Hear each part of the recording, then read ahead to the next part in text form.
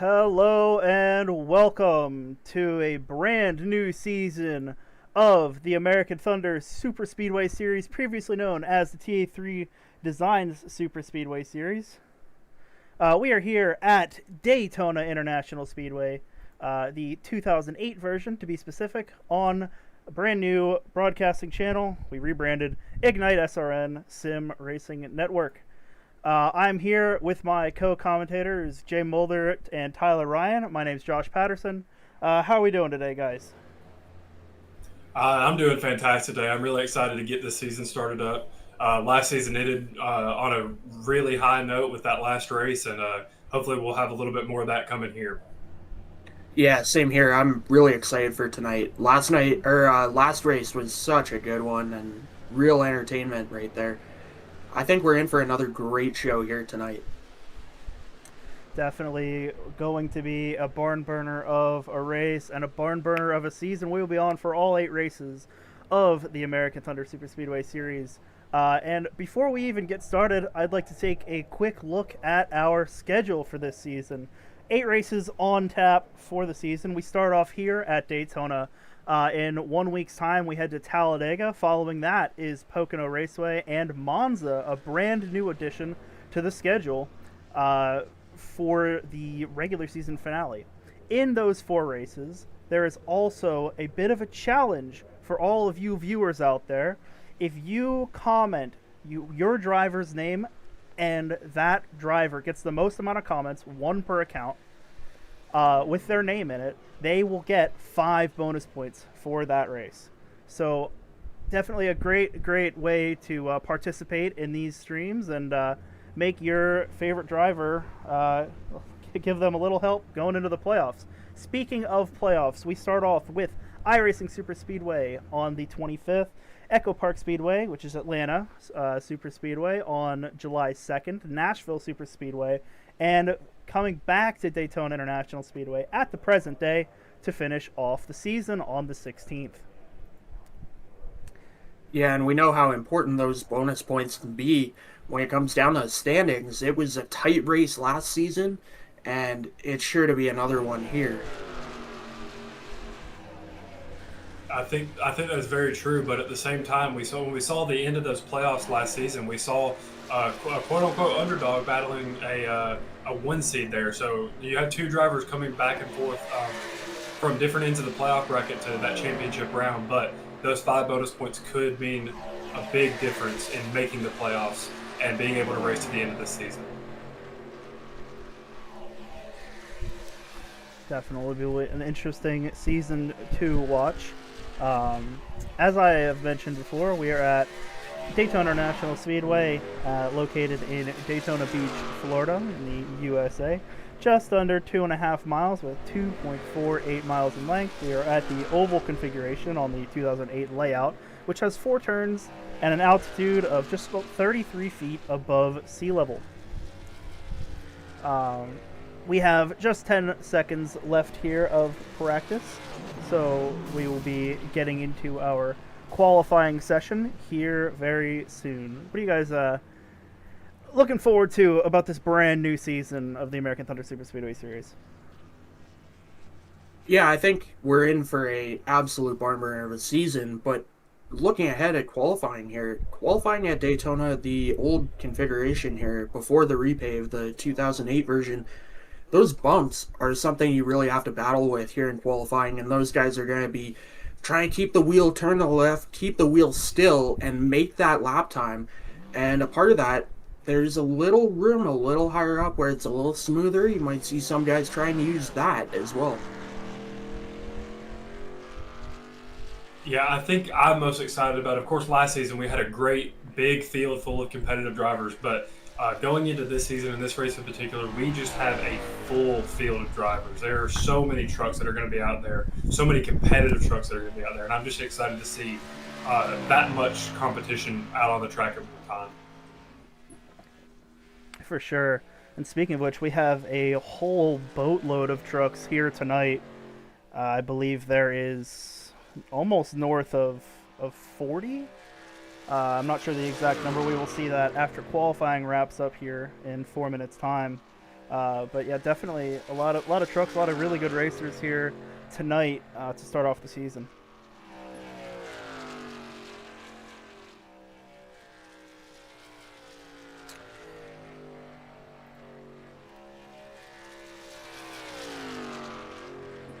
These guys getting that run off of 4 to start their qualifying lap. I'm looking at a few different guys here. They're getting that run off of 4 and starting their lap, and you can see already guys are moving up the track a little bit in the corners to try and get out of those bumps and keep their speed up. It's all about keeping your speed in the truck, keeping your momentum down those long straightaways. Ron Mertens here coming around turn number 4 on his first of 2 flyers here tonight. And he'll get to the line and we'll see what he runs. But yeah, I mean, it is flat out here at Daytona in qualifying, but there is a strategy to it. So you'll see the guys who are real good, like apparently Ron Mertens here, as he goes to the pole position temporarily. They'll go up front, and guys who aren't quite as fine-tuned with their techniques here fall a little further back.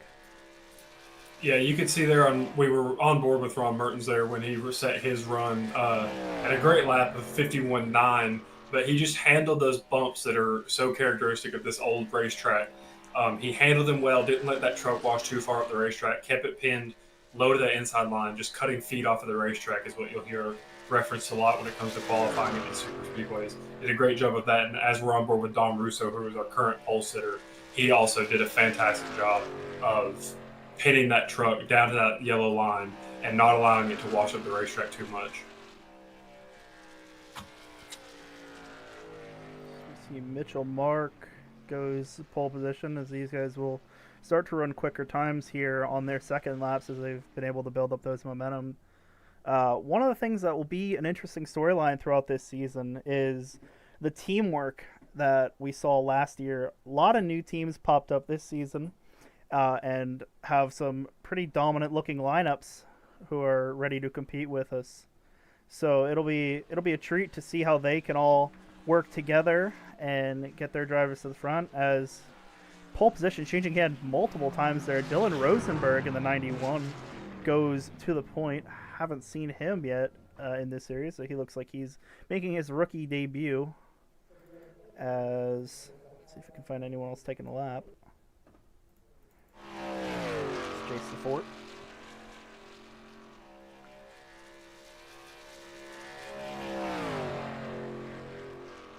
Yeah, going off what you just said, the teammate situation here, very unique. I feel like these guys really like to work together, and we saw that last time out. They were all working together, bumper to bumper, helping each other out, and really changes the dynamic of this speedway racing here. When you have guys to help you out and push you to the front, they were all working together really well, and I think we need to keep an eye out for team battles as the night goes on.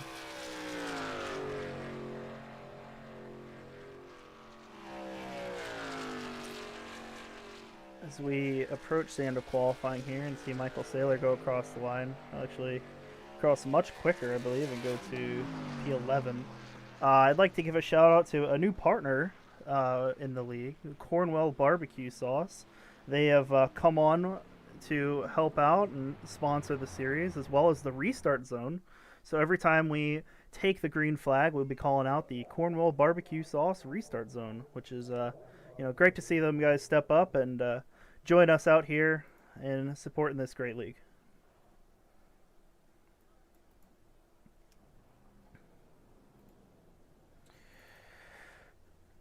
Qualifying has finished up, and we are going to go to our grid.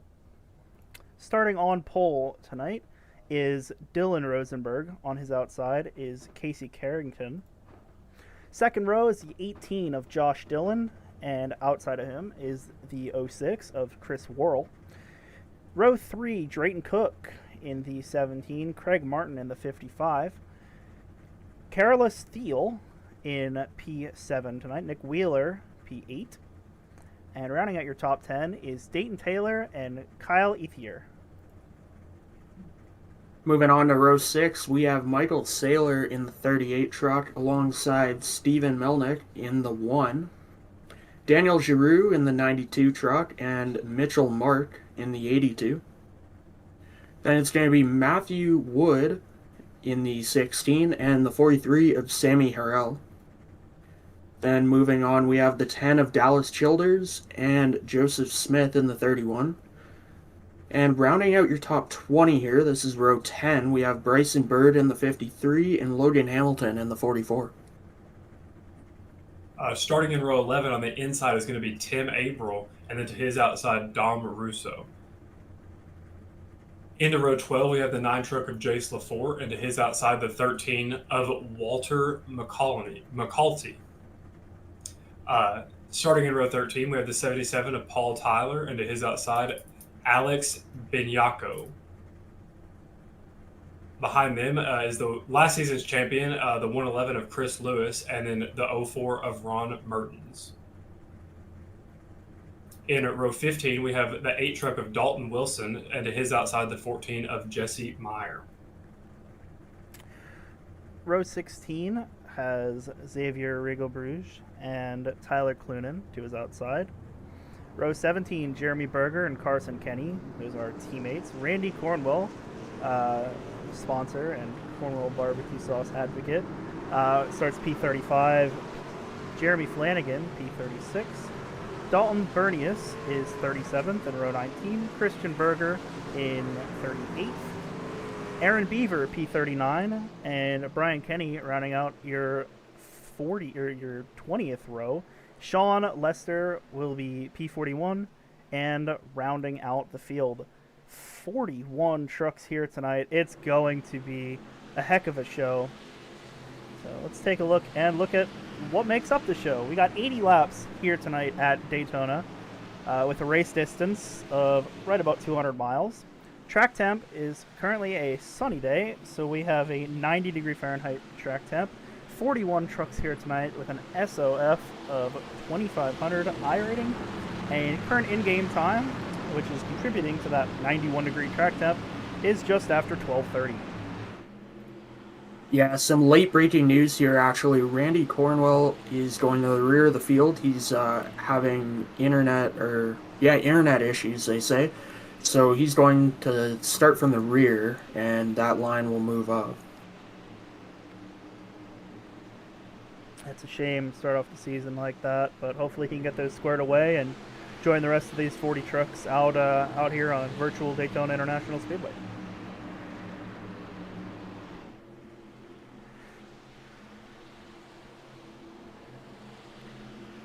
I tell you what, boys, I'm excited here. They're coming off of 4. That pace car is going to peel in. For the first time this season, and I'm sure many times I get to say, they go through the Cornwell barbecue sauce restart zone, and we are green to kick off the American Thunder Superspeedway Truck Series. Yeah, very nice calculated start from everyone there. They're giving each other some room, lots of time.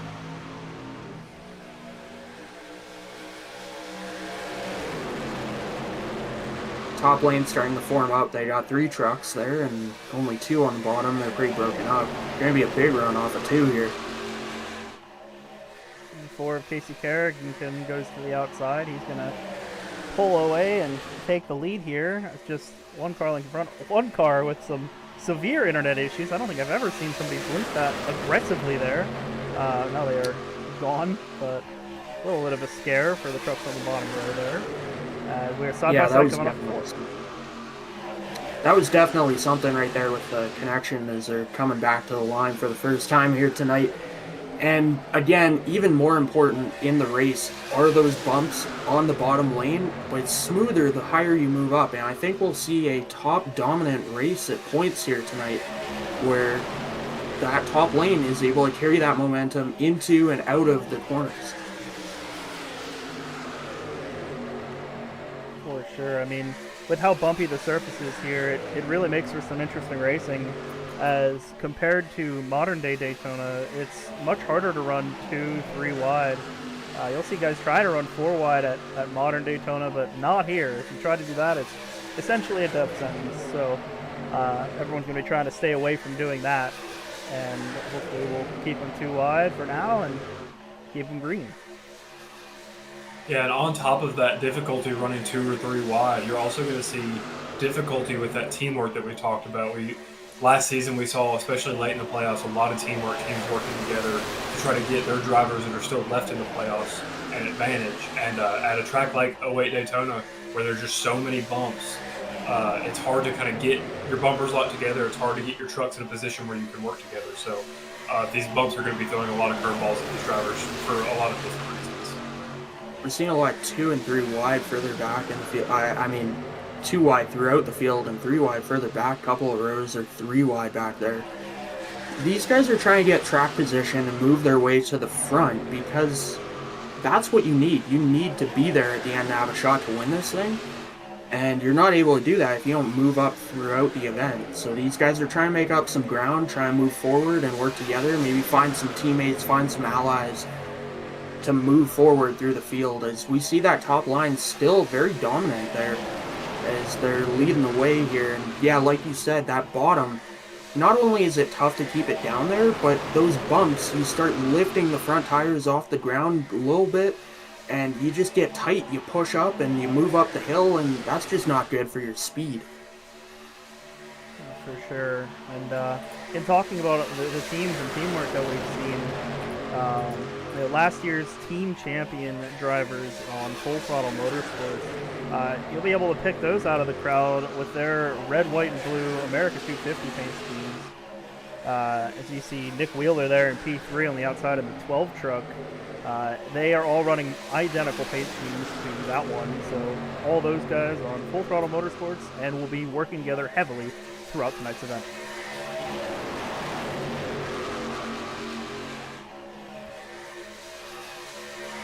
Yeah, add on to that, a little bit of shades of iRacing there with those trucks. Love to see it. The number font, and of course, that beautiful Ram truck body that we just got recently here on iRacing. Something I know I mentioned last season, but the way that they are represented here in the American Thunder Superspeedway Series is just phenomenal. It shows, how much people want the Ram truck and are supportive of the Ram being in NASCAR and returning to the service as well. So, it's just really great to see all the support and all the teams that are running for Ram.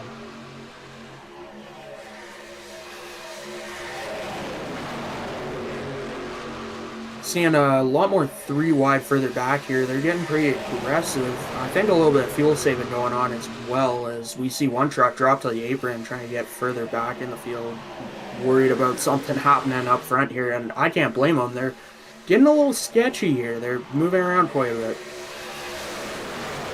I believe that was the 43 of Sammy Harrell there, just dooring that's the 82 of Mitchell Mark going into turn 3 there, and it's that's not something you want to have happen, especially not at a track as bumpy as this one. But they do keep it straight and keep it clean for now, so we stay green here on lap 7.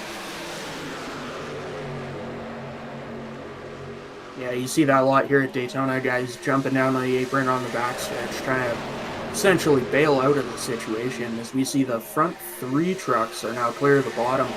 That bottom's really faded a lot more than I thought it would. It looked like it had some power early on, but... Oh, and we got trucks sideways further back. We got one through the grass. I don't know if this will bring out a caution, but wow.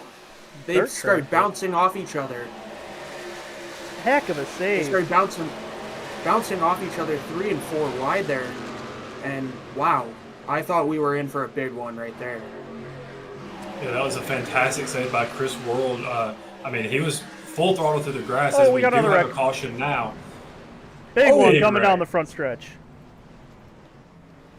Oh, that's a ton of trucks. Wow. Oh, let's see the 97 Aaron Beaver going through 20 truck.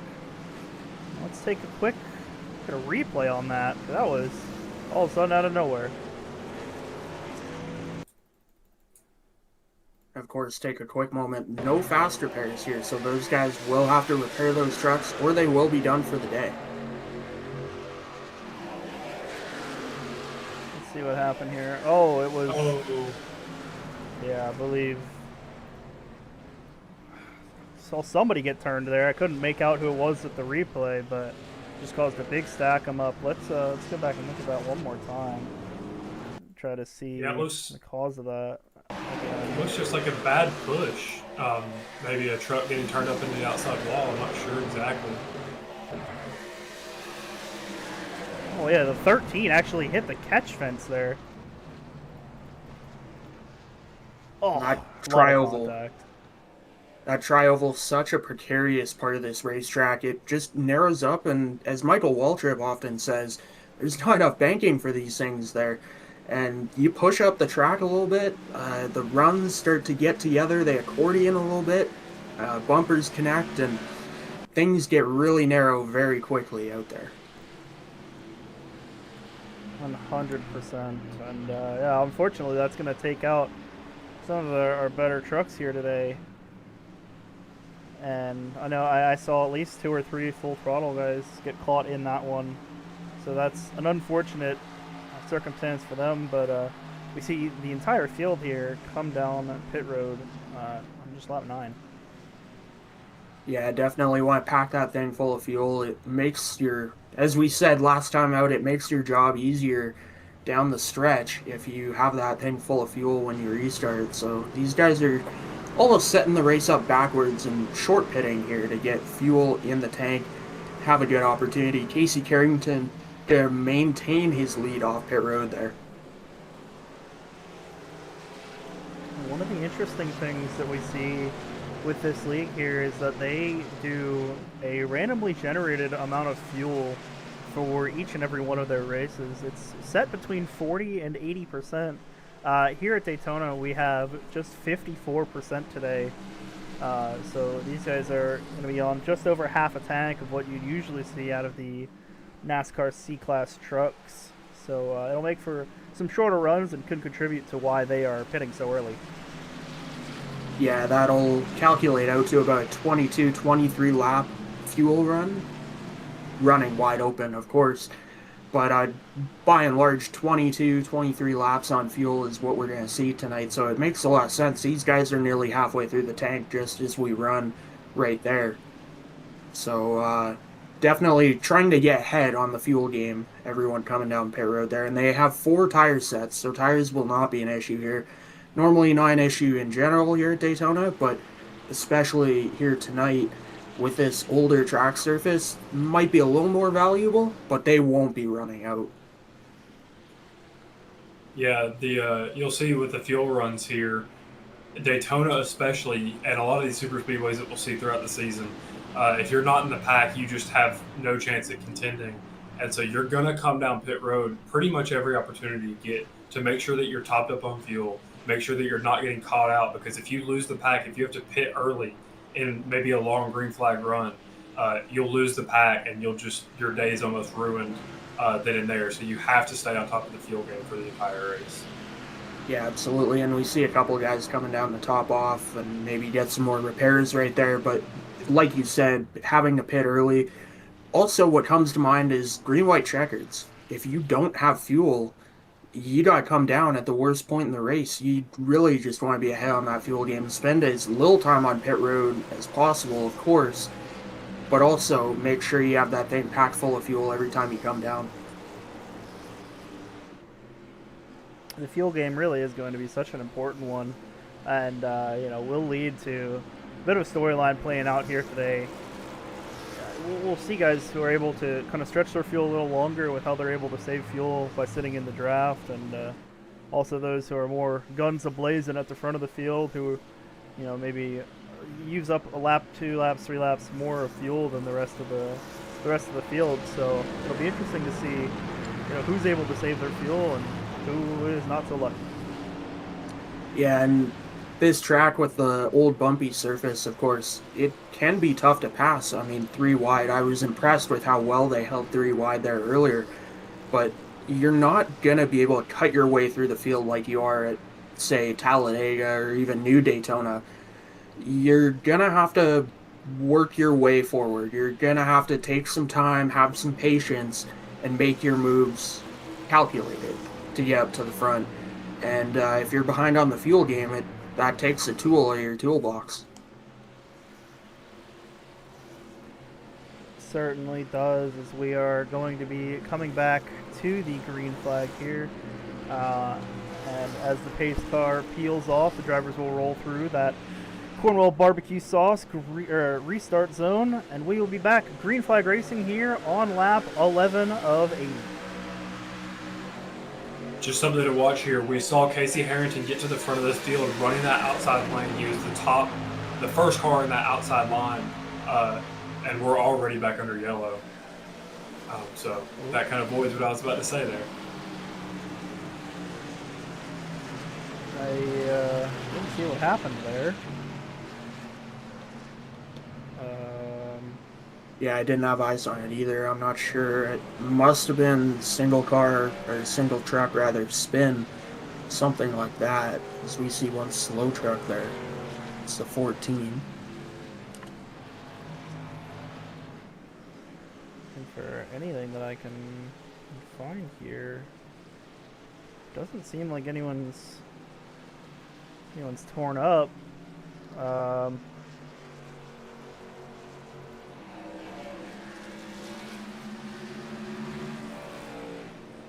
Yeah, I believe. Not too sure what happened there.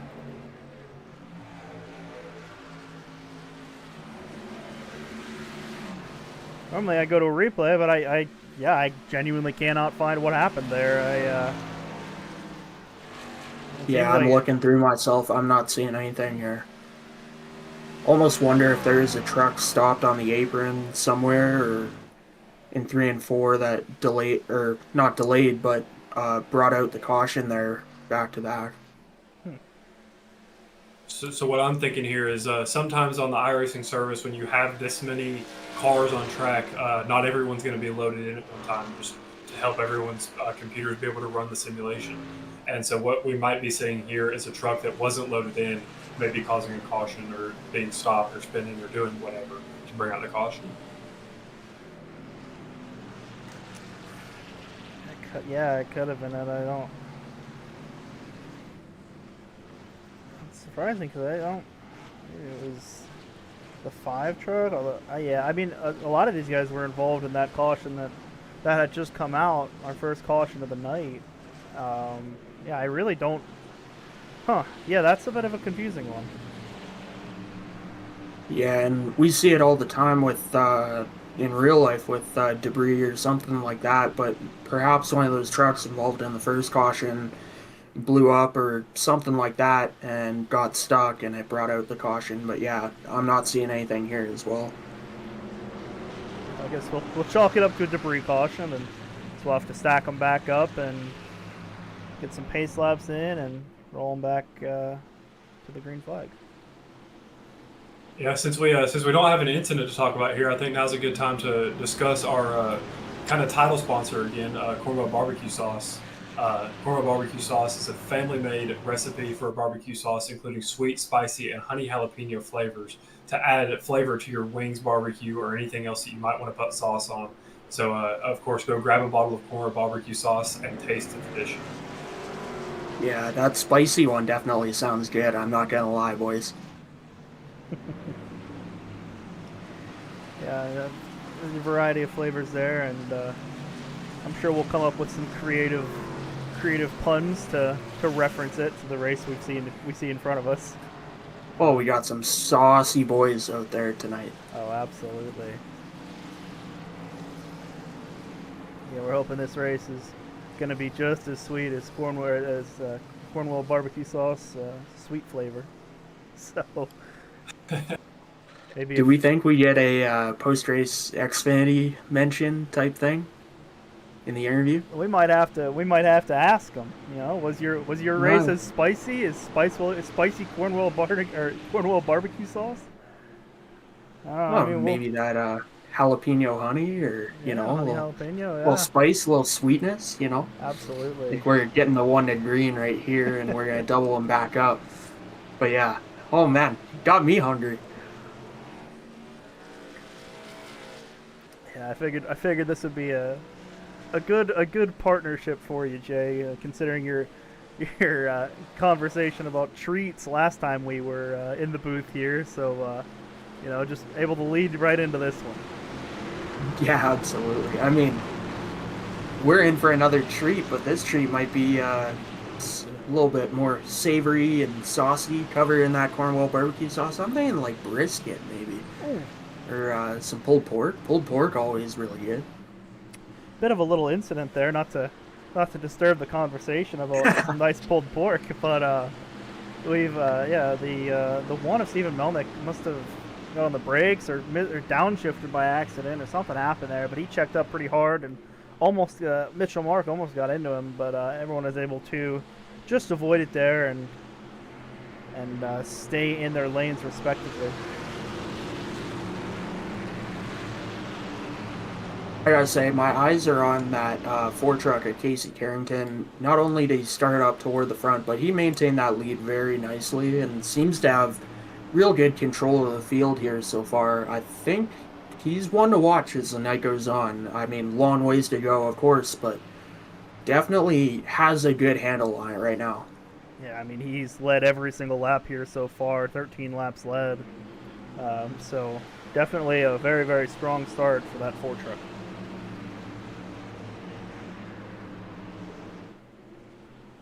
And speaking of that old Cornwall barbecue sauce, thank you for your partnership with the lead. We're coming back to that Cornwall restart zone. Pace car is going to peel down. He'll hit that Cornwall barbecue sauce restart zone. And we are going to go back to green flag racing here at Daytona. It looks like that outside line, the 91 truck of it, Dylan Rosenberg, got a good launch. And like I was going to say last restart, it'll be interesting to see. Casey Carrington got the lead running that outside lane, so now restarting on the inside. It'll be interesting to see if he can keep that pace while running a different line and being in front of a different pack of cars. Yeah, and some unfortunate news here. Hate to break it to you, but right as we said that, Randy Cornwell, the driver of the 22 truck, got sent to pit road for connection issues by the sim, so he is down on pit road right now until he can get that sorted out. That's tough to hear. She's looking to have a real good night tonight to start off the season, and it's going to obviously, it's a bit early to talk about playoffs, but that is going to hurt those chances. So we'll see him try to make it up either later tonight or next week when we head off to Talladega. Yeah, and here, just as I said, the 91 truck using that outside line to gain the lead. So we're seeing a little bit of outside line dominance so far. As we Caution have back another caution, yeah.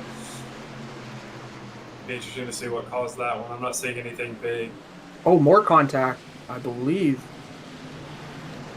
Oh, yeah. Yeah, they After started the crashing yellow. under yellow there. It's not quite loading in for me. I apologize. But yeah, someone got turned right there right after the caution came out. Yeah, I believe it was the 43 truck of Sammy Harrell. I think just kind of turned across the nose of the truck that was behind him. Not sure who that was, and it caused a bigger mess behind them as we see the replay what caused the caution. Yeah, we're going to look at a replay here. The caution's already out at this point. Yeah, Harrell came down, and I mean, luckily, I think there was just a little bit of a clip there on the 43's left front. But again, I don't see the cause of that yellow. Must have been outside of the top 30. Something happened at the back. Yeah, and what's weird about that is no smoke, no contact, no sound, no nothing. I saw nothing over here. I'm not sure what brought that out. So we'll chalk it up to another debris yellow, unfortunately. I wish we could get a good look at what's going on back there, but yeah, I know I have it set to see all the cars. I've got it to 43 cars on my end. I just don't think the sim is responding well to that, unfortunately.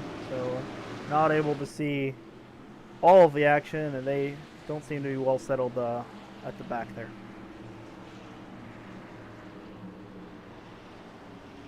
What I think this debris caution, I think is maybe going to help the 22 truck of Randy Cornwell, who we said was dragged to pit road for connection issues. He's 2 laps down, but there are only currently 2 trucks 2 laps down, himself and Christian Berger.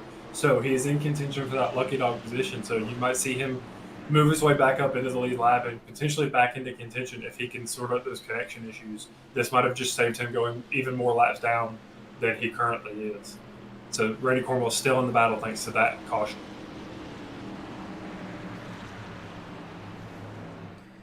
It is good to see as we go back down to pit road. It seems like that's going to be just about everyone in.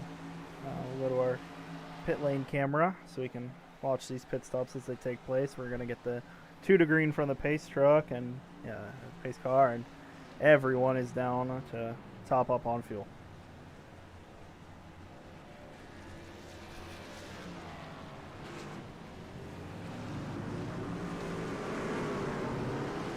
Yeah, so just another thing to add to kind of the pit road aspect of this. Of course, everybody wanted to take as much fuel as possible, be on top of their fuel game.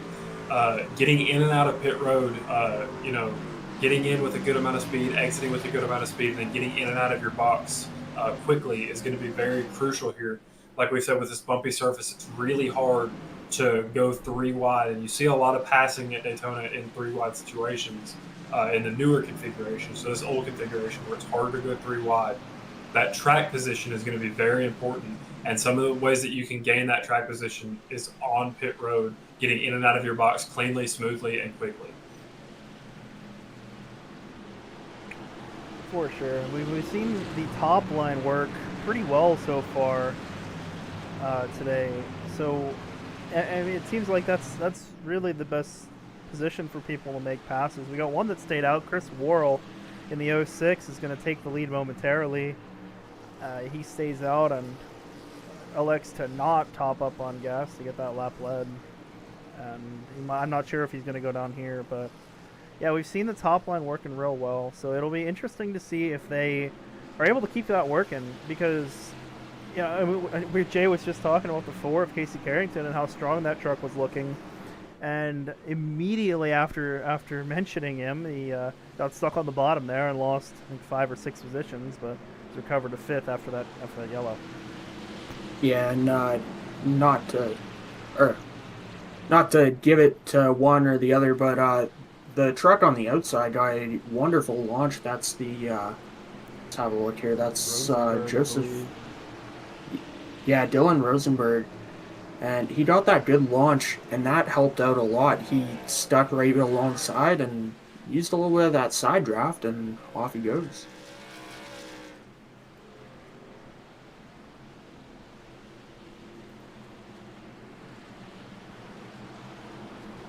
So we'll get the 1 to green.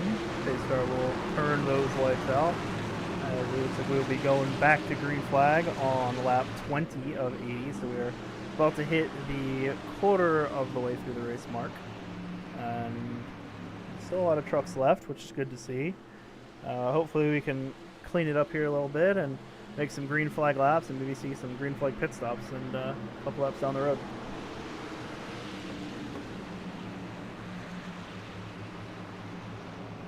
And quick moment here, just lap 18 right there for Kyle Busch, who recently tragically passed away. Just a lot of respect for Rowdy from all across the racing world, even overseas in Formula One and supercars in Australia. Just want to pay our respects as well. Absolutely, he was a legend of the sport, and really sad to see him pass. So yeah, heavy hearts for everyone in the motorsport industry, and I know I saw at least a couple trucks in the field tonight with either Kyle Busch logo or a picture or some kind of memorabilia there. So a lot of guys here racing with heavy hearts.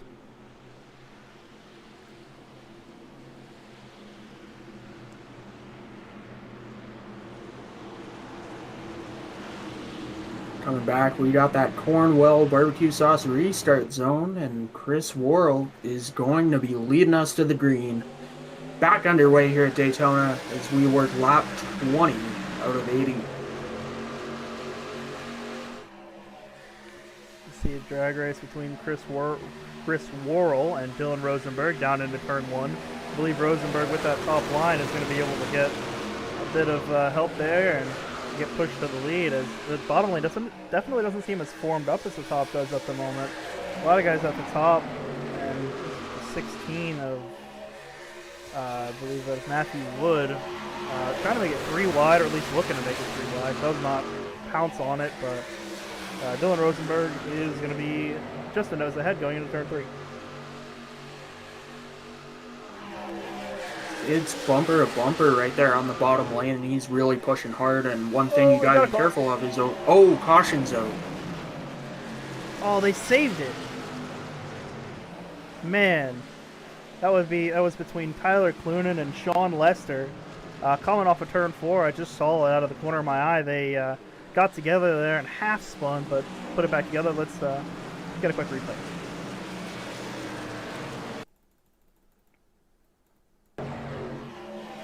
Oh. The 20 actually went up, bounced, and then came back down in front of the 29. Nowhere for Lester to go, but then, yeah, they held on to it. It was a good save by the 20 truck of Tyler Clunan, but unfortunately, iRacing determined that he went around just far enough to bring out that caution. It seems like we're in a little bit of trouble here. Driver chat disabled. Randy Cornwell has left the session, unfortunately. But on the brighter side of things, Daniel Giroux with an incredible sense of humor in the quick chat, dropping a "Wow, what a save!" and "This is Rocket League." Chat disabled for 3 seconds. Yeah, it's interesting to see. I'm not sure if we got anyone who'd like to be dragged up into the booth. Maybe we can get a conversation going while we're sitting at our yellow here with one of our drivers. And real quick, Randy Cornwell is back in the session. He's reconnected, so I think he might have just restarted his game. That's good to hear.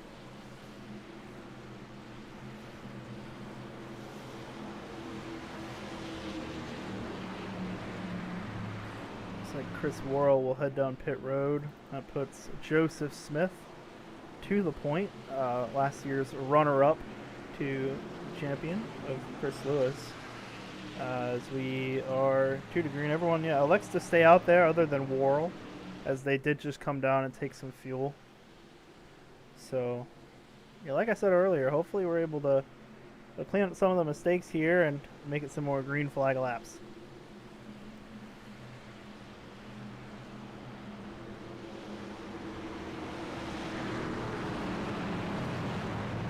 Yeah, it's been a little bit of a struggle so far this race, keeping it green. But the green flag runs that we've seen, we've been able to see a little bit of top line dominance. Not really anything to do with the line itself, I don't think. I think it's happenstance that the top line has gotten organized a lot quicker than the inside line has. So you're seeing that line form up, everybody get connected, and that run made to push those drivers out front. And then the inside line just not being able to put together as well. So it'll be interesting to see if throughout this race, if maybe things can turn around, drivers on the inside line can get connected a little bit better, and we can see maybe a kind of door-to-door fight for that lead. Another factor that may be playing a role, we got definitely a mix of sun and cloud here, which definitely can affect the track temperature and make that grip level move around a little bit.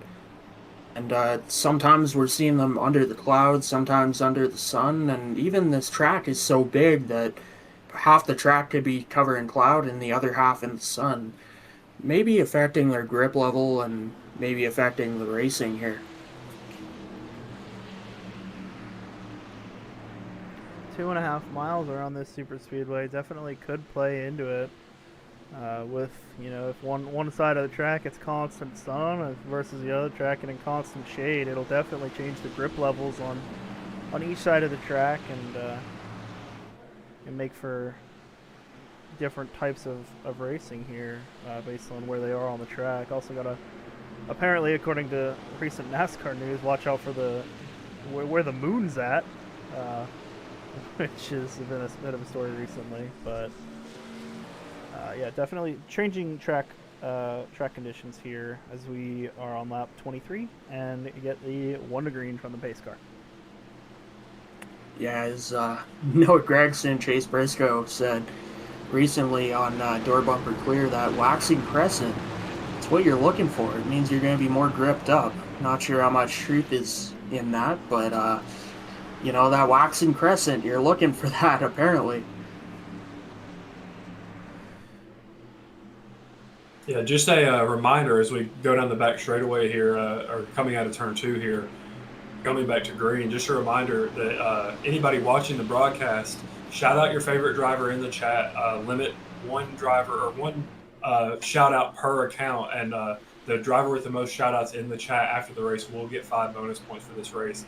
So with how tight this field is and how competitive it is, those 5 points would be big into making the playoffs future of the season. So make sure you go and you shout out your favorite driver.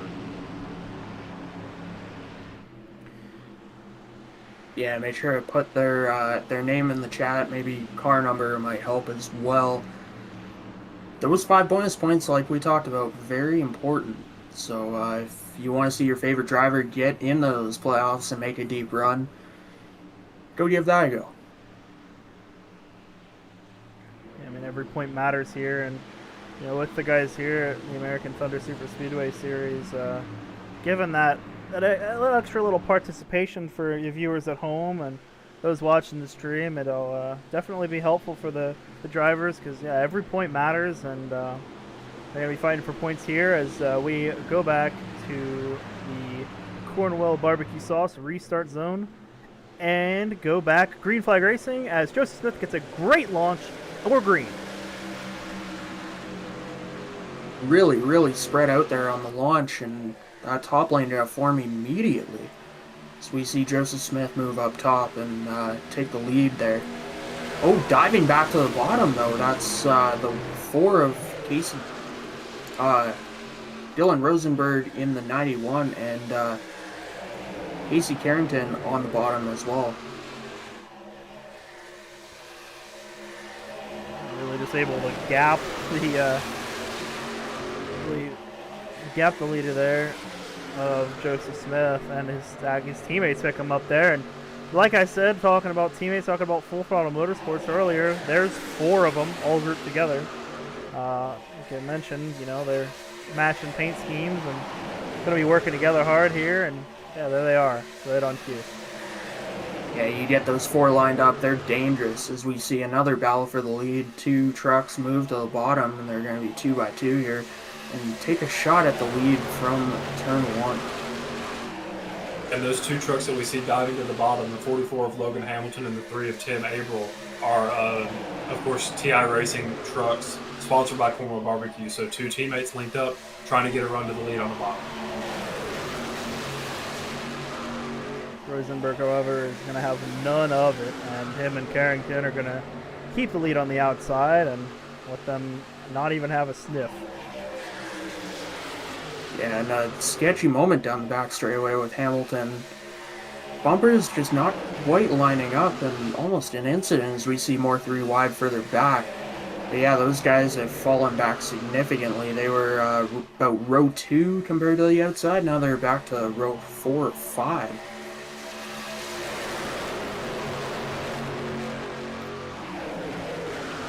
But take a moment here to introduce a new part of our rebrand in our stream here, and go to a good old-fashioned crank it up. So I will go quiet and let you hear the sounds of these beautiful race cars as they race around Daytona International Speedway.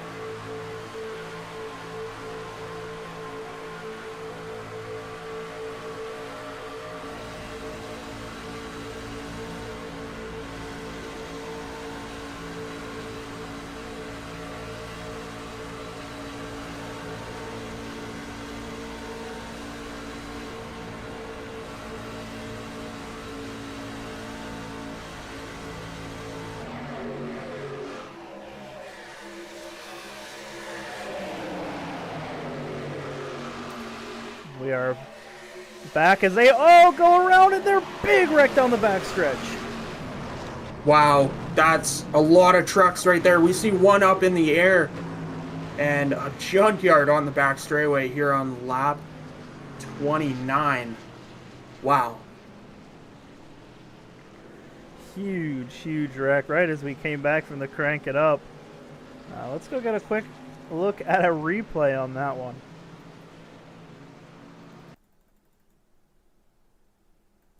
Yeah, a lot of really good trucks involved, and anyone who's running further back in the field, very unfortunate for them. It's like, one of the full throttle trucks came down, got into the side of the 44, which got him into the side of the 92, and then a bunch of other trucks just piled in there. It doesn't seem like anyone has too bad of damage, I don't think.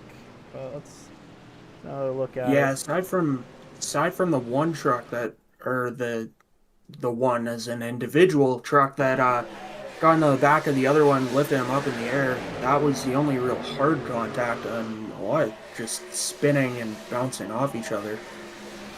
That 92 there hit the wall pretty good. Actually, he got pretty bad clobbered from behind there, unfortunately. Yeah, of course, I'll mess up the aerodynamics of the truck. I also want to point out the 3 of Tim Averill, who was running up front earlier, caught up in that. You saw him stop there on the backstretch. I don't think he got too much damage, but definitely involved there. Yeah, it looks like the most wounded car, so it seems, is that 92, as I believe I saw the right front fender missing from that truck. Which is a shame. It's still relatively early in this race. We're only on lap 30. Pit road sure to be busy right here, as we're kind of in that 2-stop, 1-stop window here. It's that, 2-stop from here. Be relatively close on a 2-stopper from here if you fill it full. And also those tires, they could be playing a factor out here on this older track surface. They wear a little more, and you want to have that grip so you can maneuver. I believe there's only 3 tire sets for each of these teams, so they're going to be working on a bit of a limited tire budget here tonight for this 80 laps, if it is showing up their tires more than expected. But a lot of trucks involved there, but none with a whole lot of damage. So we'll go back to caution and get them lined up and ready for the restart. Dylan Rosenberg keeps the point and the lead coming off of pit road, as Craig Martin and Steven Melnick make up the top 3. Yeah, a couple trucks staying out here to get that wave around. That's the 18 of Josh Dillon and the 97 of Aaron Beaver. 3 laps down for Josh Dillon. That'll be where he's at, and -6 for Aaron Beaver. But making up 1 lap and, maybe some position as well. Those 2 are going to wave around here, move back a lap. They'll go to 2 and 5 back respectively then. So just a little closer to trying to be back on that lead lap. While we're here under caution, let's take a look at our mid-race info so far. Currently on lap 31 of 80. We've had 5 cautions, so it's 11 caution laps. Luckily, we don't get a lot of caution laps per caution here, being such a big track. It's only a couple laps that these guys spend under yellow. 40 of these trucks are still in the session. However, definitely less than that are still on track and running on the lead lap. I believe it's down to 34 trucks remaining on the lead lap. 4 lead changes so far, and an average lap time of just under 51 seconds. Yeah, and I want to take the opportunity to point out some big movers here. Joseph Smith, 18th grid position up to 4th. We got Mitchell Mark, 14th to 6th. One of the bigger ones, Jace Lafort, 23rd to 9th right now, and 26th to 10th for Alex Benyako. That's Benyako, isn't it? I haven't said it yet, but I always thought it was Ben Yako. So I don't know. It's barbecue sauce, man. We might need to just give an announcer shout out to Ben Yako here. He might get a free point from the announcers. I was trying to figure out his name, so shout out to Ben Yako there. However it's pronounced, I apologize. That's on me. I'm sure we'll get yelled at in the in the Discord afterwards. So we'll figure it out through trial and error. But we're giving it our best effort. We apologize in advance. How about Dylan Rosenberg? He's been up front and held up front, kind of like Casey Carrington early on, but through pit stops as well, still up front there. And I like the look of that 91 truck. I think he's got a good shot here tonight.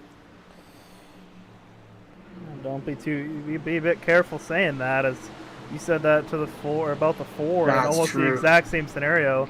And I just pulled up the most laps led here. They're both going to be sitting at 13 once Rosenberg crosses the line. So I think that might be a commentator's curse right there. Smith and Worrell both people at 3 in my as well. mentions. First, you're messing up the pronunciation of names. Now you're commentating, cursing people as we hit the Cornwall Barbecue Sauce restart zone. We are back to green flag here on lap 33. Well, beautiful launch right there. I think he'll get away well.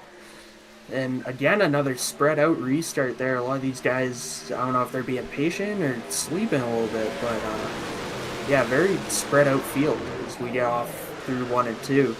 That high side again, Rosenberg definitely liking that high side right now as he moves up very quickly.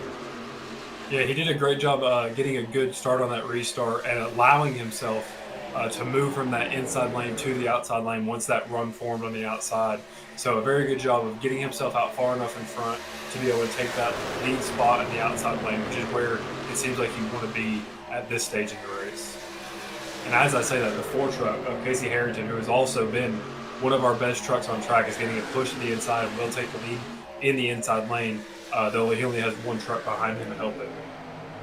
So I don't know about you, Josh, but I think more commentators with luck right now is the 2 guys I mentioned lead the front 2 lines, or the front 2 rows, front 2 lines here. That's the 91 and the 4. That's Casey Carrington and Dylan Rosenberg.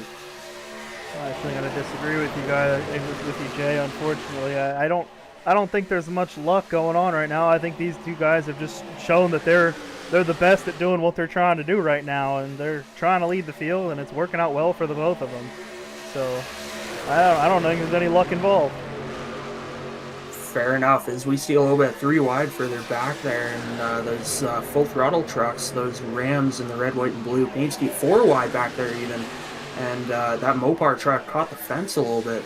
But yeah, really getting tangled up back there is one on the apron. That's the 06.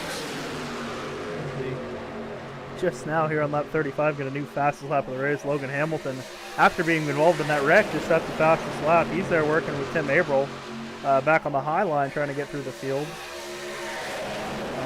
They are just outside the top 15 currently, but yeah, looking to climb back to the field.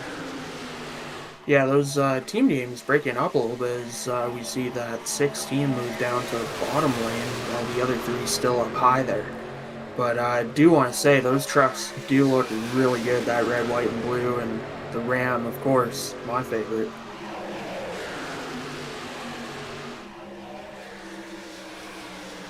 I think even last season we saw Full Throttle Motorsports really doing a great job when it came to team racing. All of their cars always had a great common theme and a good look to them, and it really helps us here in the booth to distinguish those teammates from the rest of the field. And you can always see when those Full Throttle guys are in a line working. Yeah, slow truck there. I'm not sure what number that is, but looks like Chili's Rad the Dente right there. Looks like the 11, Brian Kenny, up in the fence, as we see a battle for the lead now as those Full Throttle trucks are moving to the bottom, and they're going to push. Can't tell what number that is. Brayton Taylor, I believe, in the 99. Yeah, push him toward the front there, and he's going to lead this lap. They're lined up 3 on the bottom, and they're going to have a 4th there as all those full throttle trucks coming together, and they're going to move up high and shock them out of the line. Here comes Full Throttle Motorsports. I can tell you they're probably full throttle right now as they're going to the lead. Again, last season's team champion Full Throttle Motorsports, proving themselves and why they were such a dominant force last season. Yeah, absolutely. And right there, I gotta say, I didn't have faith in them right there, but they lined up and figured out a way to the bottom and then all the way up to the front. They're looking like they're gonna lead this lap 37. Yeah, and of course, up front, leading that group of Full Throttle Motorsports is the 31 truck of Joseph Smith, who, on top of being a team champion, was the runner-up in the individual championship, just falling short to Chris Lewis in that last race in the playoff format. But still, a team champion and a great run in the individual championship. So Joseph Smith, a big player, and I believe the #1 overall seed in the playoffs last season. So a big player. Big block. Wow. Big moment, yeah, big block. A massive block right there, a lot of risk. That could have wrecked everyone as the 99 pulls up in front of those 3 trucks. And now that 31 going to dive to the bottom with the help of the 9 and go back to the lead. But wow, that could have been a big moment there. And they took a lot of care of him. Fortunately, I feel like, if you're in the Full Throttle Motorsports camp, you got to be frustrated with the moves that Taylor's pulling, especially since they helped him get up there. But it's kind of their own making that he is up there, considering he was on the bottom and, the 16 of Matthew Wood, instead of going up to help push his teammates, stayed to the bottom and gave Taylor a heck of a shot to get him back up to the lead where he was able to make that move. And now they're 3 wide. They are. You can tell by the body language of those Full Throttle Motorsports trucks, they are not happy with the 99. Well, it's quite incredible. You can see how much the side draft impacts these guys. Is that, the 12. Oh, wow. Bouncing off each other door to door. Oh my goodness. I was going to say that side draft really impacting the truck in the middle, and that's that 12 full throttle truck, the Ram. And as soon as he moved off the top line to try and join his teammates, he just got pulled all the way back, and he's the hot dog in the bun right now, and it's falling out. Nick Wheeler got his first ever league win last year with us in the booth at Auto Club, and that was a dominant performance by Full Throttle Motorsports as a team. Unfortunately, loses a good bit of time here, and he gets stuck in the sucker hole through the middle.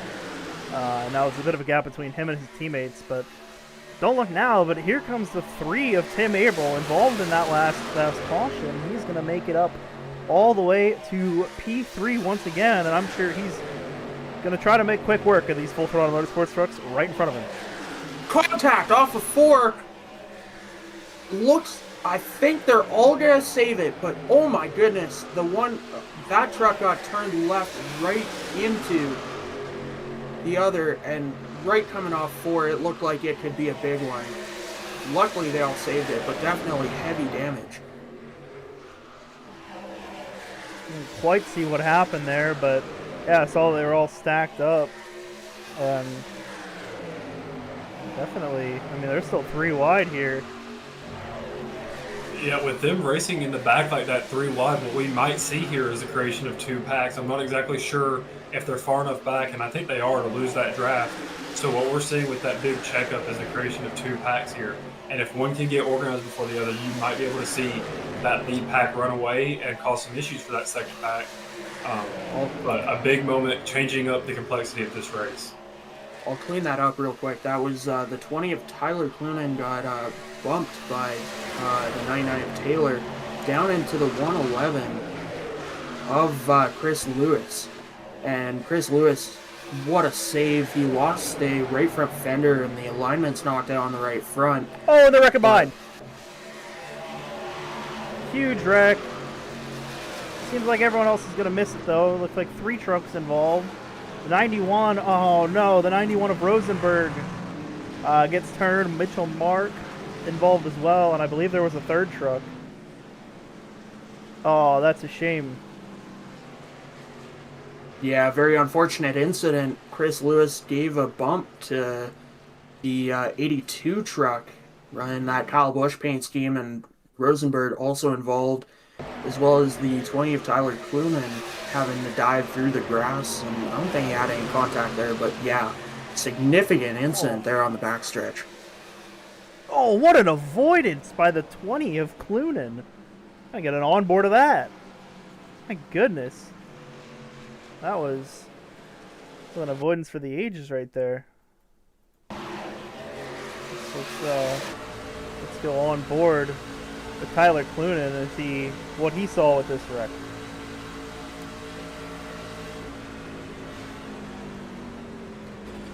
Yeah, you just see a truck get squirrely across the nose of, I believe, that was Chris Lewis getting a push, and a truck just getting a little bit loose going up the racetrack. And then once that happens, it's almost nowhere to go for anybody. And of course, a great save there by the 20 truck of Clunan to avoid that big pileup that was happening in front of him.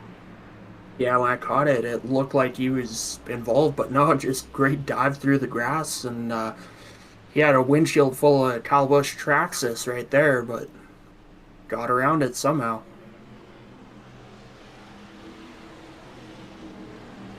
Yeah, not to make another pun, but that wreck there was just about as spicy as Cornwall barbecue sauce. Coming in and yeah, great avoidance there, but yeah, unfortunate for the 91 truck. He'll get sent to the back, as well as I'm sure he'll come down pit road with just about everyone else and get some of that damage fixed, as he got plowed. Yeah, the wreck might have been spicy, but Clunan's avoidance was just as sweet as the sweet Cornwall barbecue sauce. There you go. Come on, guys, I want to hear mention of that jalapeno honey. A little sweet, a little spicy. Come on. I think we can describe that wreck as jalapeno honey. Like you said, a little sweet, a little spicy. We've got some heartbreak for some drivers, heartbreak for some, sweetness for others. A good mix of those two flavors together. Joseph Smith's going to lead the race off of pit road. I believe that's Chris Worrell P2, Matthew Wood P3. Drayton Cook stays out. He's going to get the lap lead. He's on 12 lap old tires, so we'll see. I mean, I'm not sure the tires will be much of an impact, but it means he's over halfway on his fuel stint. So if we get any kind of green flag run and he does stay out here, that'll make it interesting to see what he can do about getting to the end of this race. Yeah, looking at the fuel numbers, I think we're firmly in one-stop territory from here on out for those guys that just came down. Again, a fuel run on that 54% fuel, about 23 laps on gas. And these guys, I mean, they will still have to make another stop, but they may save a little fuel here and try and make that pit stop shorter, as you just have less fuel you have to put in the tank. Yeah, for sure. And, you know, with the draft being so critical in these races, you know, pitting without having any drafting help is gonna be very detrimental if it comes down to it. But with the cautions we have been getting so far, we haven't made it quite a full fuel stint. So I'm sure that Drayton Cook here, if he stays out, is just gonna be banking on another caution.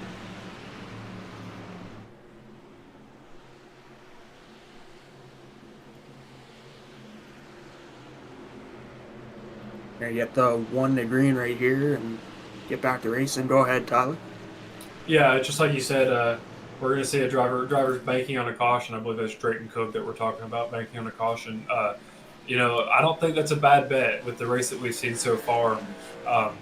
That run was the closest that we've gotten to a full fuel run there, and it was a great run, but the aggression with this lead, everybody is so good and they want to be at the front so badly. You see the aggression be really high in a lot of these races.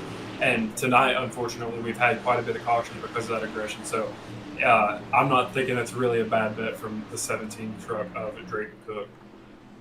Yeah, and take a look at that top lane. We've got 4 of the 5 full throttle, or 4 of the 5 trucks there are full throttle team members.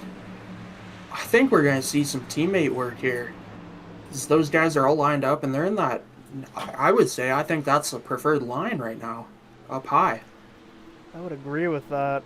And Jeremy Berger, a fellow Ram, up there with him. I'm sure he'll try to help out as much as he can too. I know they obviously not teammates, but they weren't unfriendly to each other last season. So I don't expect Berger to get treated with the same disrespect as Taylor in the '99 was earlier by the Full Throttle Motorsports trucks.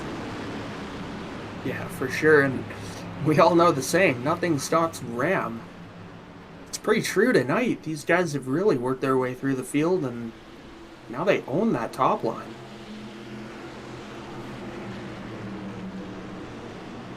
Yeah, I believe the first truck on the outside that isn't a Ram is Alex Benyako in the 33.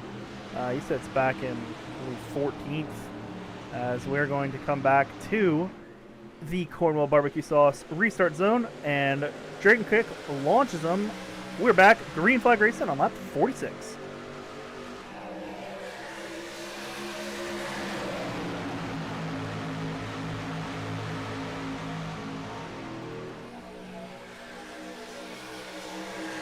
You got a good launch there on the bottom, but those full throttle trucks are undeniable right now on the outside as they're going to clear the first two rows, looking like three, and they've got Abel coming with them in that 3 truck as well. 4 trucks clear the bottom. 5. That entire outside line is just digging right now. They're Full Throttle Motorsports 1, 2, 3 on the top. Tim Averill managed to sneak up there, also in a Ram. He joins Berger and that's Wheeler on the top too. 4 cars clear of that inside row with Drayton Cook. I believe Drayton Cook was in a Ram last season. As they get loose behind, they manage to save it. No, they don't. The 13's around once again, and the 29's around too. Really unfortunate right there, and that, again, symptom of that tri-oval. It narrows up, and that banking, bumpers disconnect, and they don't match. Gonna have some problems. I think that's another case of that right there as we get our IgniteSRN replay. Now let's see what happened here. So watching the 13 of Walker McAnulty, he starts to check up in front, and then he gets clipped by the 29, who then gets clipped himself by Aaron Beaver. So both McNulty and I believe 29 is Sean Lester going around under that yellow. Neither of them have terminal damage. It seems like Lester's got a little bit of damage on the corners there, but let's get an onboard from the 29, and then we will go back to live. Yeah, it looked like a sketchy case of trucks going left and right there. Just checking up, and just runs him over. That's a shame. Unfortunate. That 8 truck, it looks like, got turned sideways and bounced off another and actually kept it straight, but the reaction further back and guys start moving around, just run into one another. Yeah, under the last caution, we were talking about Tyler Clunan and the ability that he showed to avoid the wreck. Unfortunately, in this one, I don't think we saw it in a replay, but he did get caught up a little bit. He's got some nose damage, so he might have to come down pit road to fix that. So, the skill that he used to avoid that first one that we saw, and we're very impressed with, not really translating there in the tricky tri-oval, a little bit narrower part of the racetrack. So, Tyler Clunan involved in that one as well. Yeah, tricky tri-oval. I like that. Joseph Smith, Matthew Wood, and Jace Lafort, all from the Full Throttle Motorsports group, run top 3 right now. As a couple trucks looking at pit road. Looks like only a couple of stragglers gonna come down here. Yeah, it seems like the majority of the field here decides that they're going to stay out, and Full Throttle Motorsports, I'm sure they want to keep that track position that they've been able to get up in the top 6 now, 4 of them there in first, second, third, and sixth with Joseph Smith, Matthew Wood, Jace Lafort, and Nick Wheeler. Tim Averill still fighting strong for TI Racing in that Cornwall Barbecue Sauce sponsored race truck. Jeremy Berger wraps out the top 5 currently, and we get the lucky dog. I believe that's Carson Kenny going by in the 87, teammates with Berger. Or at least last season. Yeah, I want to give a quick shout. Jeremy Berger started 33rd, running in the 5th position here, like you mentioned. Quite a run there. Keep your nose clean, find the right runs, and get up toward the front. He's got to be very happy with how things are going so far here tonight.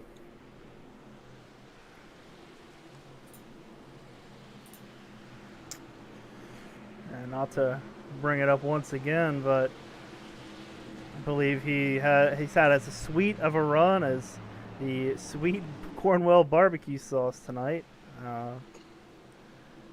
Oh, the barbecue sauce puns are flowing. I was thinking Absolutely. he probably had to make some spicy moves. Cornwell barbecue sauce. Gotta get myself some of that. Maybe I'll Absolutely. talk We've got with their link in the bio, or link in the description. Sorry, of this live stream. So able to definitely go down there and purchase some for yourself. Like we mentioned before, family owned and operated, and just helping out us here and in the American Thunder Superspeedway series. So we are lucky to have them. Yeah, and just on a less positive note, Randy Cornwell has had connection issues all night long here, it seems like, and he left recently and hasn't come back. He's currently sitting 35 laps down, so I think he's completely out of the running tonight, but very unfortunate for to see him and his team on this big opening night have a rough go of things.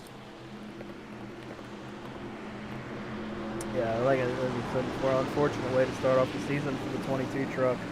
But knowing him, I'm sure he'll be able to rebound coming in through the next 3 weeks before we get to the playoffs. Top 16 drivers, I believe, are in the playoff bracket. So very similar format to last season.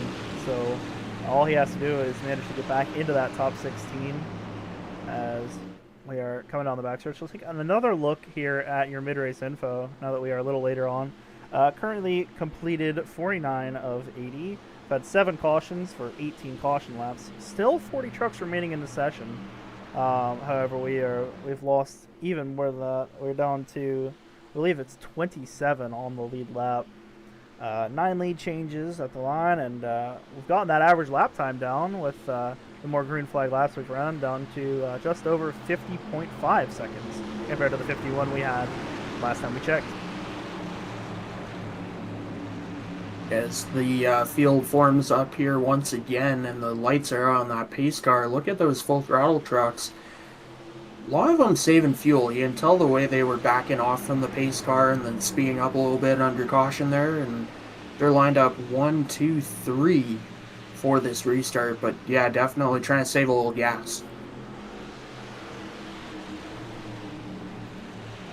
You know what's coming next. They're coming to the Cornwell barbecue sauce restart zone. They get a weird shift to the left.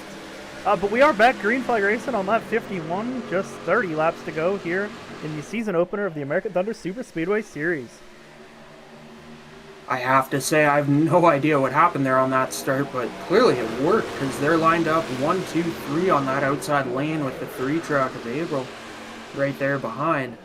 And wow, that top lane is carrying a lot of momentum. Is there bumper to bumper to bumper to bumper right now? Oh, here we go. This could get problematic, ladies and gentlemen. Oh yeah, here you see the 99 of Dayton Taylor. We've already documented their instances of a little bit of malice earlier, and it seems like he's the big thorn in the Full Throttle Motorsports camp side currently, and they cannot get him to leave them alone.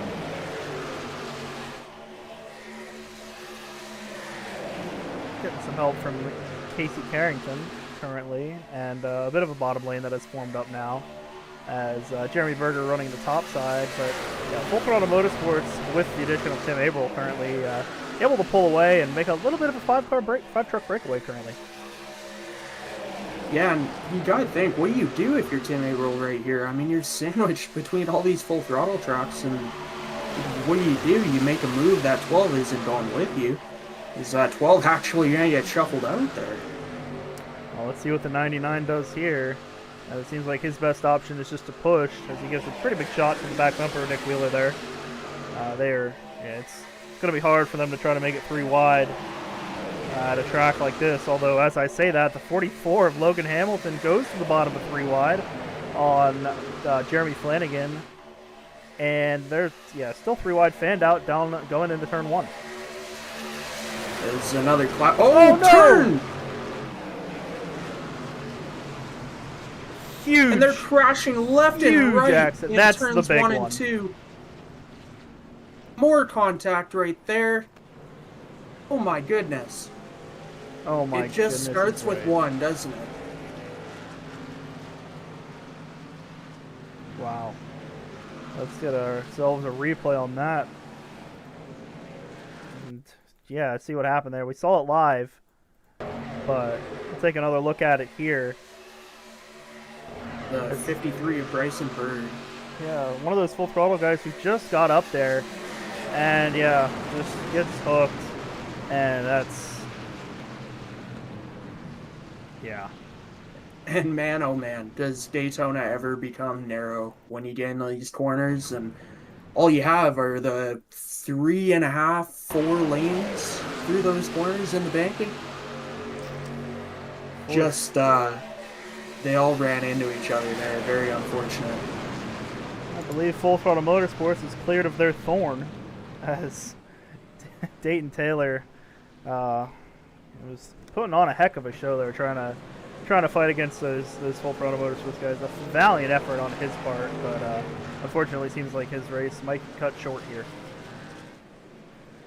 And taking a look down at pit road here, the 04 of Ron Mertens. It folded back down for him, but had his hood up over his windshield there. Had to be a bit of a difficult moment getting down the pit road, but looks like they're going to get that all fixed up and patched up here.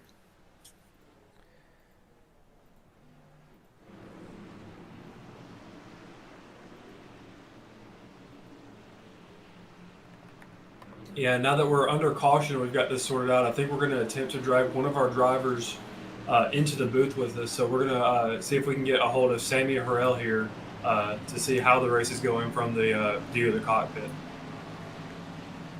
Hey, Sammy, this is Tyler in the booth. You got a copy?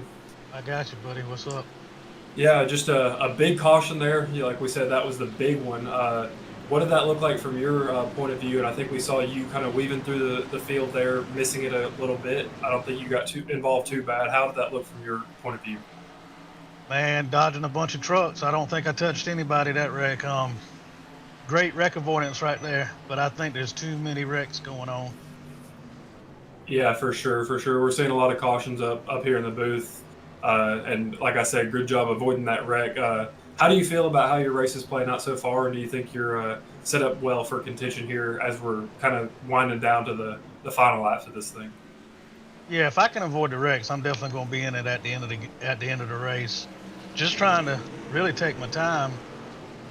There's just too many people are just shoving it in there 3 and 4 wide on this 08 configuration, and the trucks aren't settled enough to be able to do that. So I'm gonna let everybody take each other out, and then we'll go with about 5 to go. Yeah, that sounds like a great strategy. We've had a lot of conversations up here in the booth about how tricky the bumps are on this configuration of track and how difficult it is to be 3 wide. So I'd like to see your strategy there of kind of just sitting back and avoiding that kind of stuff. And good luck on your runs. Don't know if any of teammates have any questions for you here. Yeah, well, I don't have any teammates on the track at all. I'm solo, so it's definitely all on me. All right. Well, good luck to you there. It's a lot difficult. It's a lot more difficult than we see with a lot of these other guys in these big teams. So good luck with your solo run here. Thank you. Y'all have a good night. You too, sir. Sammy Harrell, we appreciate him taking the time to come up and have a little chat with us. Definitely, enjoy talking to these guys and seeing how they're they're going on. A bit of a conservative strategy for the 43 of Harrell at the moment, as we're going to get the one to go here at the line. But he's right. I mean, he's dead on accurate. I feel like he hit the nail on the head right there. And yeah, these guys are really aggressive. So his best strategy is to just wait for everyone to take each other out and find himself in the right position at the right time. Yeah, for sure. And always, like you said, always great to, get a little temperature of the race from in-car interview like that and, see what these guys are thinking as this race goes on. You've seen a lot of cautions, a lot of wrecks, but not really any hard hits per se. A lot of guys still out there with just a little bit of damage. Maybe we see a little bit shades of the Clash in 2020. Eric Jones getting the win in that torn-up race car. I mean, right now the front is dominated by Full Throttle, but always room for a little luck. Gotta leave room for a little luck. Always gotta leave room for a little luck, especially in races like this. I'm not entirely sure about what Tyler Clunen's doing here. He's, I believe, the last car on the lead lap, so I'm not or maybe he's one lap down just trying to fight for his lap back here, but he's currently sitting in front of the leaders behind the pace car, so I'm not sure if he's gonna restart there. You guys got any idea what's going on? Yeah, not sure on that one. I think he nailed it pretty well. He's just up. Oh, here he goes. And we're delaying the caution here. Lights are back on the pace car. I think we need to sort out the field a little bit is what's happening right now. So I'm pulled to the apron, and now the field is set relatively correct, I believe. But yeah, just a little bit of scoring issue there, it looks like. As you mentioned, the field sorted out here. Let's actually take a bit of a look through your fields. We haven't really dodged away from the leaders here, unless they've been wrecking back there. So Joseph Smith and Matthew Wood currently sitting 1-2. Tim Averill and Jace LaForte in third and fourth. Jeremy Berger, P5. Those are the guys who've been talking about more than just about anyone here. Craig Martin has been running up front for a good portion of this race, but hasn't been fully up front. He's having himself a good day and finds himself in P6. Chris Worrell, P8, has had some good strategy and has gotten himself up there as well. Kyle Ethier, I think that's the first time we've said his name other than the grid. So finding himself up here later in this race, and his strategy has been working out. Stephen Melnick, P9, Mitchell Mark, P10. I think he had a couple run-ins so far, or nothing he could have done to avoid that. But Carson Kenny, he got his lap back earlier. He was one lap down before, but currently finds himself in 11th. Sammy Harrell, who we just talked to on his inside. Walker McNulty is also P12 in the Ford, one of the few Fords we have here today in the 13 truck. Logan Hamilton in the iRacing 44 sits P14, and Dom Russo rounds out your top 15. Looking ahead to the restart here, feel bad saying it because it's done me wrong twice now.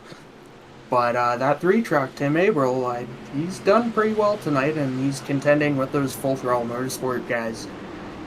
I think he might be one to watch. I'm nervous saying it, if you can't tell, because I'm 2 for 2, unfortunately.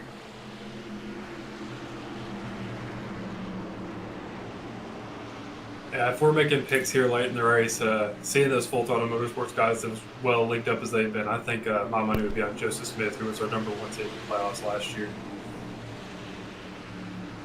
Yeah, definitely. Going back through the Cornwell restart zone here, and green flag back in the air. Those Full Throttle trucks get away well once again and line up 3 on the top. Go ahead, Josh. No, it was definitely interesting. You can't really bet against these guys. Currently, they're having such a dominant race, and we've seen them throughout this series in general. Throughout season 2, they were pretty dominant at certain tracks, like Auto Club. where we saw them really excel and clinch the team championship at the finale at Daytona. So it just, almost rinse and repeat for these guys. I mean, look at how locked together they are up front. Yeah, and just a sitting duck, Tim Averill on the bottom there. It's tough to watch as he's just falling backward row by row by row. They're all on the high side right now. The bottom lane way back in the field right now. It looks like we're going to single file out on the top. That's where the momentum is.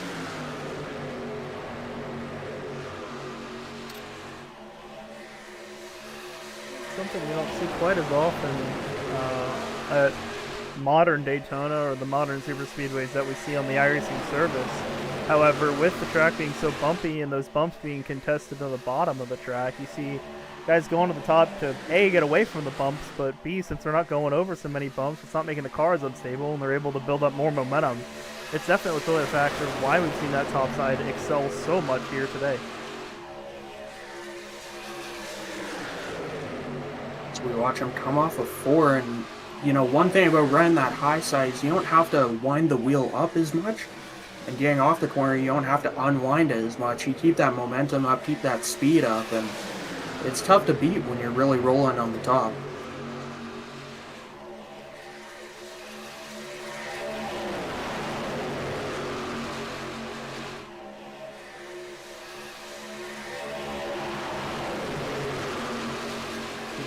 Three wide through the middle of the field here is it's big block from the 91 of Dylan Rosenberg.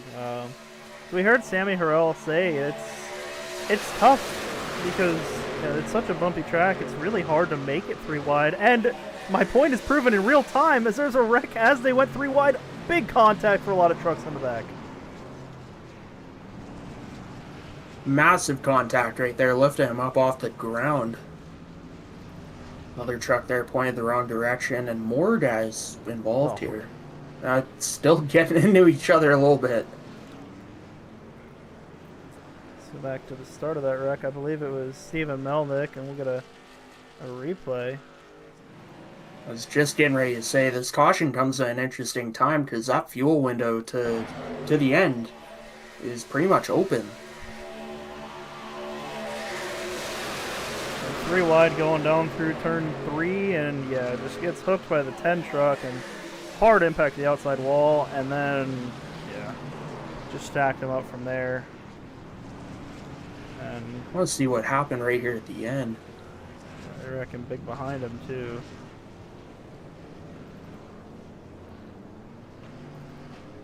Oh yeah, just throttle up and get away from it. Fun around a little more. We'll get one more replay for this.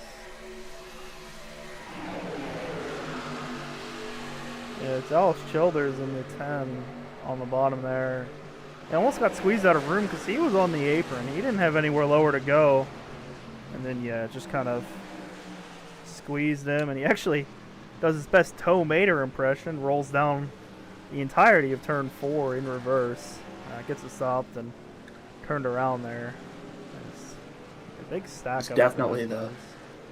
definitely the fastest backward driver in the world for a moment right there. Is pit road sure to be busy, pit window open for that final stop on fuel. Definitely want to get full right here though. Have some insurance for potential green, white, checkered. Yeah, unfortunately, I think that caution really takes out any strategy that may be left. So for a team like Full Throttle who works so well together, if you can come down pit road together and get out together, you can take advantage of that green flag stop that we're no longer going to have. So a little bit of a bummer to see some of the strategy taken out of it, but maybe for the rest of the field, if you're not in Full Throttle Motorsports, a sigh of relief when you see that you could just go to the end and not have to worry about having any teammates. Like we talked about Sammy Harrell, who is on his own. He would have to pit just with some random guys here. So some of the teamwork taken out of it, but we'll have a good run to the end here.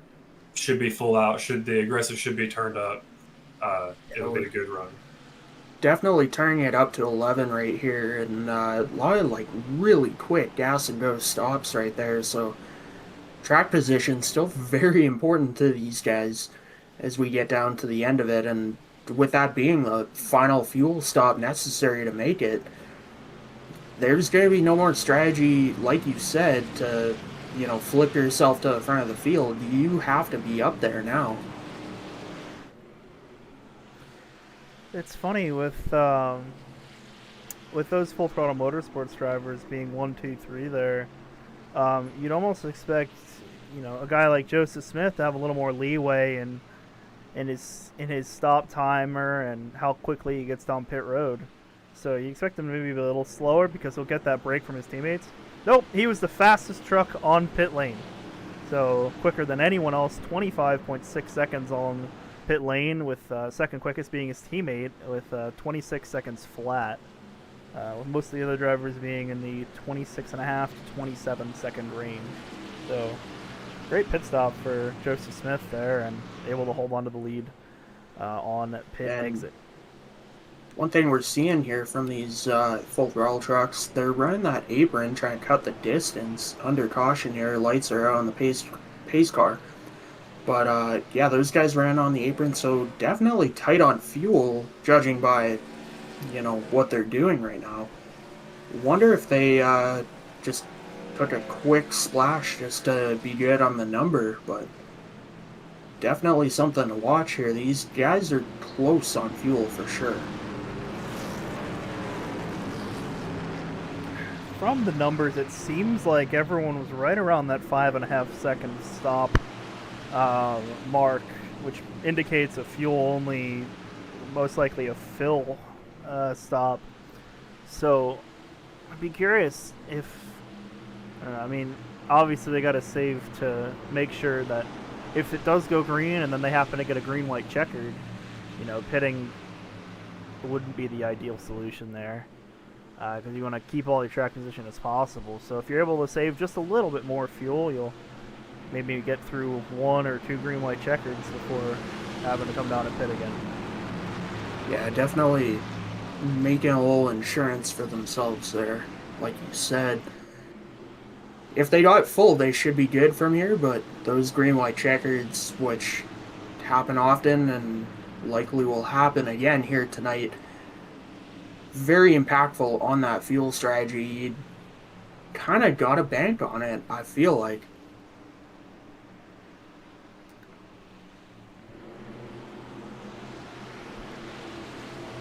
I really do. Is this going to come down to the end here as we're, I believe, 17 laps to go. As we're going to approach that Cornwall Barbecue restart zone again, and no green flag racing. I like Cornwall barbecue sauce. Let's have a sweet treat as we get to the end here. Going back to green.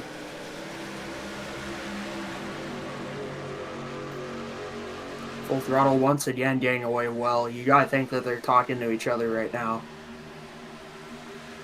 And they're gonna line up 1, 2, 3 on the high side once again. I'm a little impressed that they're moving up there into 1 and 2.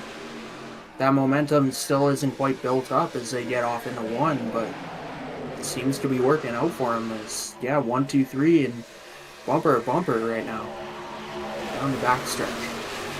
Yeah, I think what we saw there a little bit was the 16 truck just holding back that outside line just a little bit to allow for Smith and Lafort to file up in front of them and get that outside line, the 1, 2, 3 on the outside line that we've seen them running for the past couple of laps. So I think Matthew Wood doing a great job being the team player there and kind of holding up that run for the outside line until his teammates were able to get up.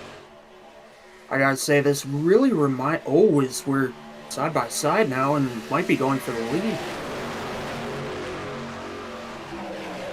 Yeah, it's Contact maybe. Craig Martin, a member of Team Showtime, is going to get to the bottom and try to get past the Full Throttle Motorsports squadron on the top with help from the 06 of Chris Worrell and Tim Averill to boot. Yeah, they're locked bumper to bumper on the bottom line, and 2 truck turned around in turn 4, and we see trucks scatter. More contact right inside wall hard there for the 2. Don't They're all see a on the yellow apron, flag, though. Yeah, they're all on the apron. I don't know that we'll get a caution flag for this. We'll take a quick replay to look and see what happened. But since we don't have the yellow, can't take too much time looking at this. It seems like Carson Kenny just gets loose underneath the two and stacks them all up, and then they spin under the apron, unfortunately. And definitely pounded that nose in off that inside wall as we go back to live here. And it's still 1, 2, 3 for those full throttle trucks, but bumper's not quite aligning there. And now they're in a bit of a pickle. I will say that pickle is going to make a nice sandwich as they've got the field sandwich behind them, leading both lanes right now. Yeah, absolutely. What I was going to say earlier about lap ago was reminds me a bit of iRacing. You got that Ross Chastain, that AJ Allmendinger, and that Justin Haley. Unbelievable when it came to the Superspeedway racing in the Xfinity Series. And I think we're seeing a little bit of that tonight. These three are working together unbelievably well. Yeah, that wreck that we just saw that didn't bring out the caution has broken up this field though. So we've got 11 trucks in the lead pack, and then just a little bit, about 2 seconds behind them, we have a smaller pack of just 5 trucks. So we might see, even though they're double file, we might see this lead pack take off a little bit, just purely based on numbers. And that's bad for a lot of these other drivers, where when this field gets spread out, their opportunities for cautions go away. So we might just be seeing an 11-car battle for this race win here. As we're closing in on 10 to go. That pay window's opening up, boys. I think we're about to see some, I mean, if we haven't seen it already, we're going to see some Cornwall spicy barbecue sauce moves here. As the 3 of April gets really loose there off of 2 and goes down the apron. Hopefully he can keep the draft. Might not, well, I'm not sure, but very unfortunate. I think he should be able to keep the draft. He's less than half a second behind. And yeah, he's kept it Yeah, it looks like he's there. Speaking of, big moment though. once again, speaking of Cornwall barbecue sauce, that 44 TI Racing truck is sponsored by Cornwall barbecue sauce. So got a nice looking truck right up front, going down into turn 1. Wow. Sideways getting into 1 was the 44 truck. He had some help from the 55 of, that's Craig Martin, I believe. And, yes, Craig Martin. Had some help there, got bumped getting into the corner, and he was up, down, left, right.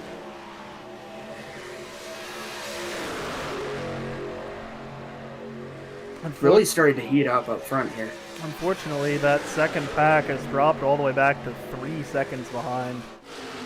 So it's just a very long shout from being competitive with that front pack. There's also a third pack that has a little over 10 cars back there, but they're, 6 seconds back of your lead pack right now. So they're going to have a real tough time trying to catch up and make a run at the lead.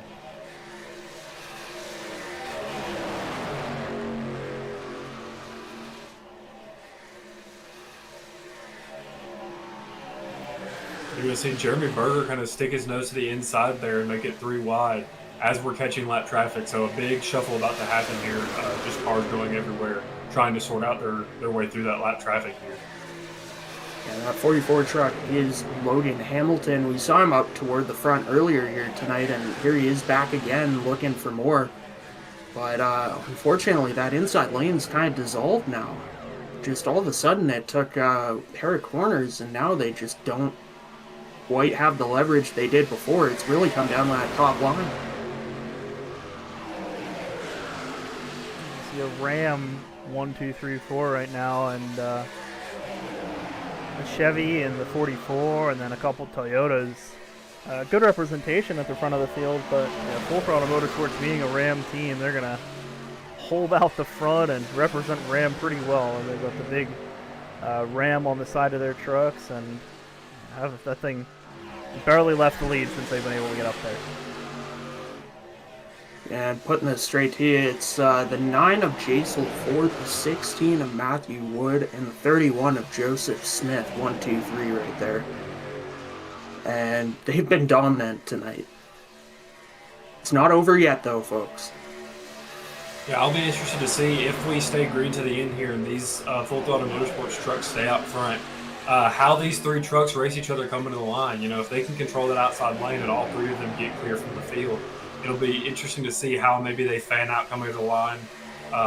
If they decide just to take the team points and just keep it in the line and push Lafort to the win, or if they're open to race each other. So it'll be interesting to see as we wind down with 8 laps to go. Yeah, these boys definitely have cranked it up here as that bottom lane starting to work a little better than it was before, but a lot of these gaps are getting really pushed together. They're pushing hard. Every lane, every truck. They're right on it right now as we're inside 8 to go. Tim Ribble makes a pretty big move down to the bottom to try to push Logan Hamilton and try to make that bottom side work. I don't think they're going to have a ton of success with that. A guy we haven't mentioned in a little bit, Dylan Rosenberg, making his way back up. I didn't even realize he was in this pack, making his way back up into the top 10. Yeah, it's going to be interesting to see how they settle this among teammates, but right now I think it's going to be one of those three going to victory lane as we come back to 7 laps to go here at Daytona.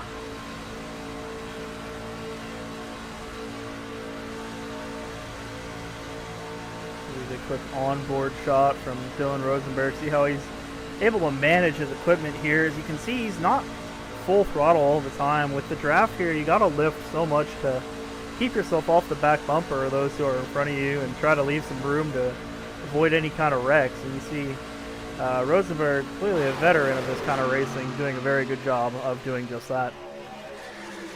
Yeah, the 3 of Abril and the 44 of Logan Hamilton, bumper to bumper, they're pushing so hard right now on that bottom line, but just not seeming to make any ground up. And that 44 is, like, he's really working that wheel. He's left and right. Just trying to keep it straight, but yeah, it's a lot to handle right now as we see that lap truck on the bottom. That's not going to help this situation either. We're going to have to split 3 wide going into turn 1 and make it work, but it's not going to help them as they have to side draft the top lane to even stay where they're at. And I wonder if maybe they're not side drafting that top lane enough to, drag them back or just make a little bit of an impact. I know they're disadvantaged as that 55 Craig Martin drops to the bottom now of Jeremy Berger in the 21. Just a reminder here as we've got this great racing going on with 5 laps to go. That's only 5 laps to get your fan vote for your favorite driver. Give those shout outs in the chat.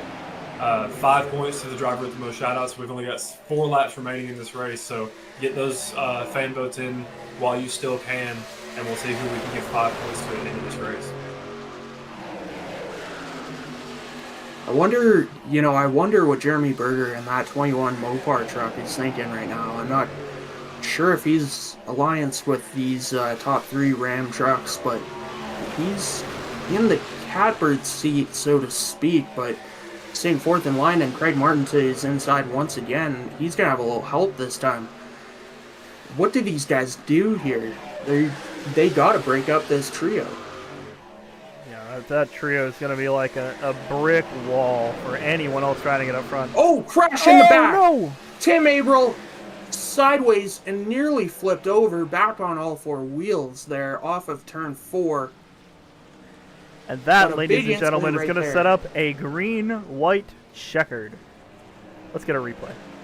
Took the words out of my mouth. Big incident right there. You see Tim Abril coming through almost to the tri-oval. She gets poked by the 63. Oh my goodness, almost goes over. That was almost a vicious wreck for the 3 of Tim Abril. He's had such a good race, but he's made it from the back to the front before, so he'll have to try to do it again. I don't think the damage is too bad on that car. Yeah, no, for sure. The damage doesn't look too bad, and like you said, he's had a great night so far. Hopefully, it's got a little bit more in him here on this final or what may be the final restart. Yeah, unfortunately, the 63 truck, who was also involved with that incident with Tim Averill, is a lap down. So you kind of hate to see it play out where a driver that's fighting for the win here on the lead lap getting caught up with an incident with the 63 truck of Don Russo, who is a lap down. But sometimes these things just happen when these fields get spread out like this and lap cars get mixed in with these packs. Kind of hard to control who you're racing with and what happens when you're racing with a mixture of lead lap cars and lap cars in the same pack. On Ray's that wreck happened, I was talking about breaking up that trio of full throttle trucks, and while they're not really broken up per se, they're gonna have to execute one more restart at least, so it's not over yet, folks. It'll definitely be a bit of a shootout here to the end with just going to be 2 laps to go. The green-white checkered terminology being used. We get a green flag, a white flag, and a checkered flag. Those of you who haven't been on iRacing, haven't seen iRacing before, the way that it works here in the sim is you get the green flag with 2 laps to go. You can get a caution flag on the way around to the white if they wreck, and if you get that caution, you'll have to re-rack them and restack them for another restart with just 2 laps to go. However, if they make it to the white flag and cross the line on the white flag, then they're racing back to the checkered. If they wreck, every single car can hit the catch fence. The yellow flag will not come out. It's whoever's back to the checkered first. Yeah, and of course that's the way things work here on iRacing. I mean, we're being honest, driver safety not a factor, so we can kind of do what we want, and iRacing does.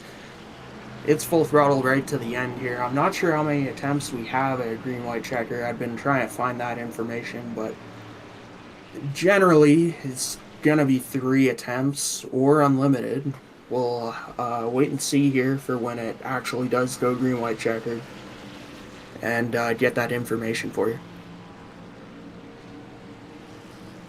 Yeah, just to cover, we were talking about how Full Throttle Motorsports has to execute one more time on one of these restarts. And last restart, we saw the 16 truck of Matthew Wood kind of hold up that outside line to allow his 2 teammates of Lafort and Smith in front of him.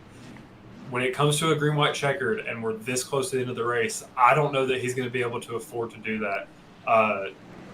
Being not really going on a start, holding up that outside line's run, you're going to get a big bump from the car behind.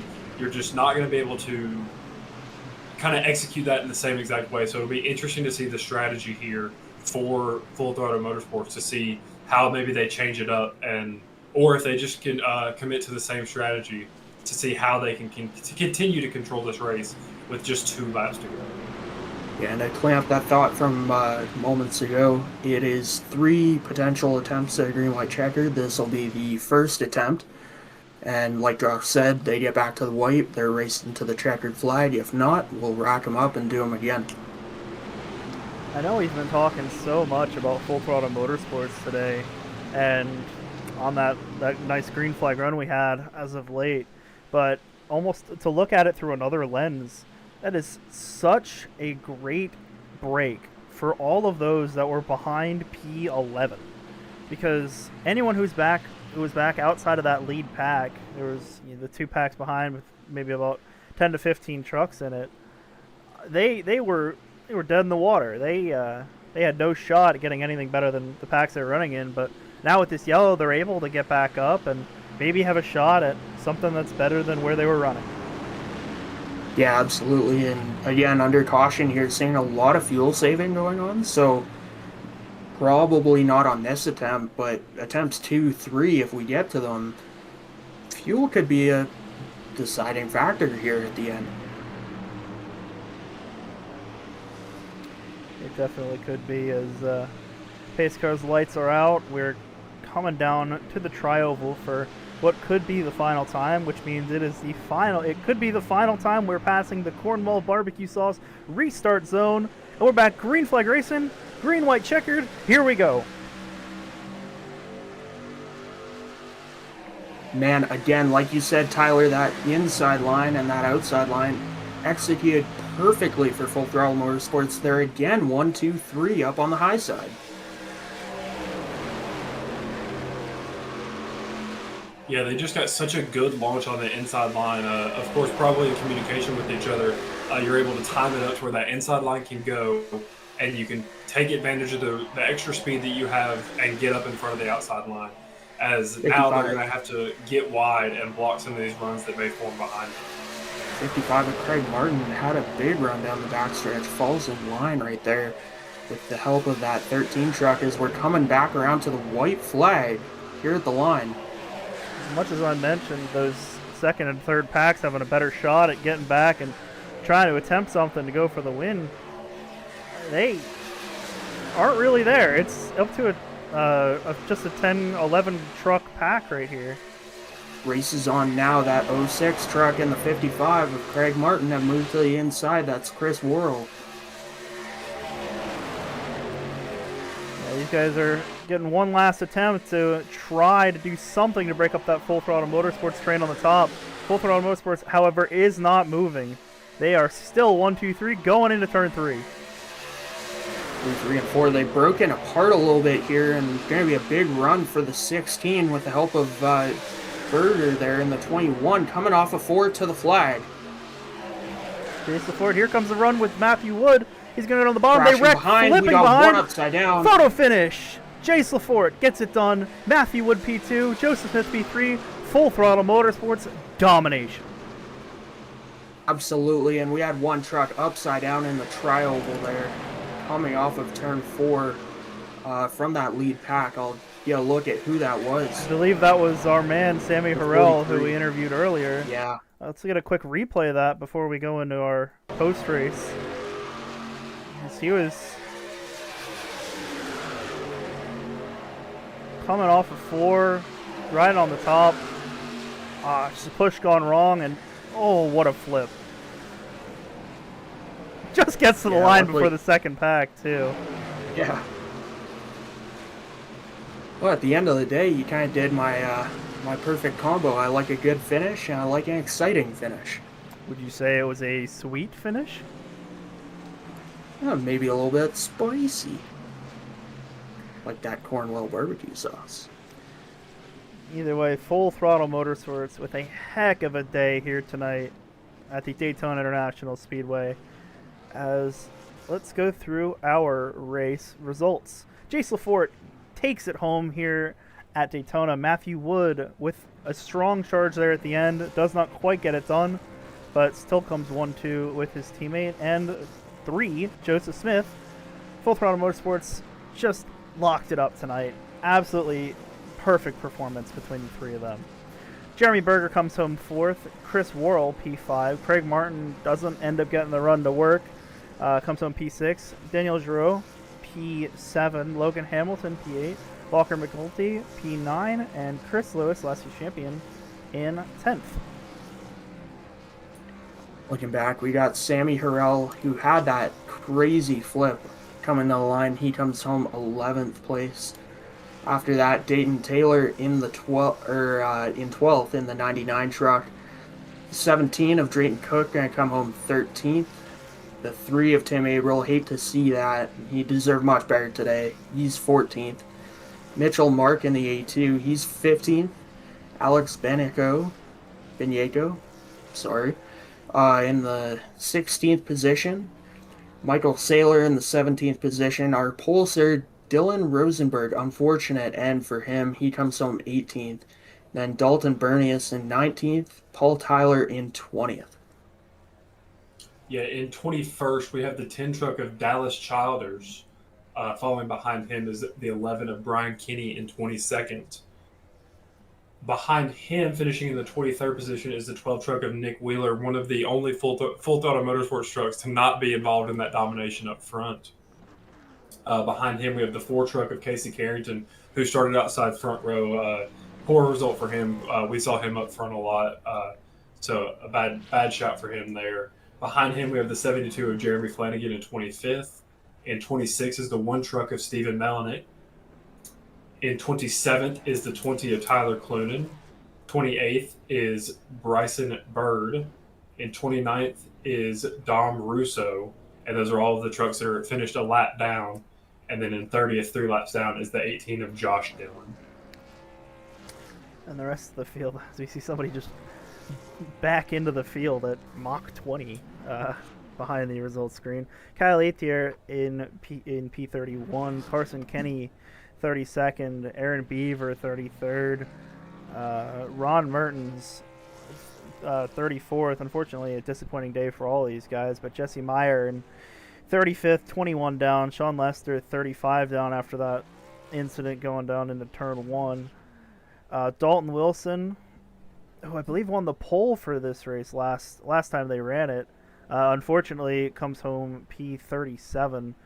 Christian Berger in P38. Randy Cornwell 68 laps down in 39th. Xavier Rigelbruge in 40th. And rounding out your field is Careless Steel in 41st. We're going to take a quick commercial break, and we will come back to you with some post-race interviews and more post-race activities.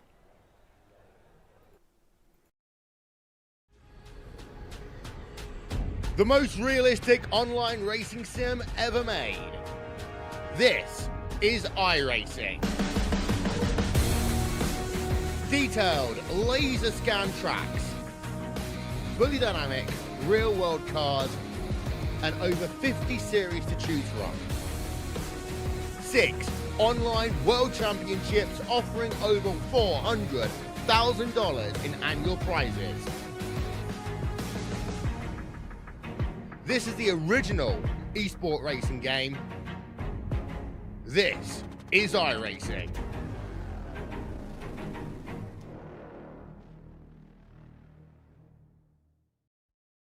Racing isn't easy, but experiencing it is. iRacing puts you in the driver's seat with the industry's leading sim racing game. Drive on laser scan replicas of the greatest racing circuits from around the world. Go head-to-head against other drivers chosen by skill-based matchmaking to ensure competitive racing at every level.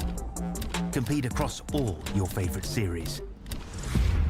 In officially licensed cars, engineered to deliver the most accurate driving experience possible.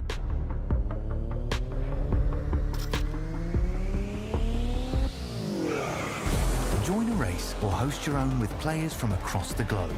Race against the computer or in a league with friends. Feel the thrill behind the wheel. Visit iRacing.com.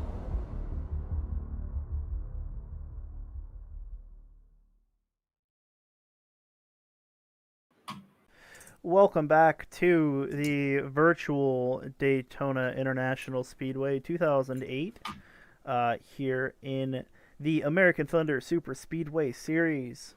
First off, before we get into our post-race, Tim Abril got the most popular driver vote, the fan vote, here today with 8 shout-outs. So congratulations to Tim Abril. That will be a bonus of 5 points for him after this race. And yeah, he comes home 14th tonight with that Cornwall barbecue sauce Ram.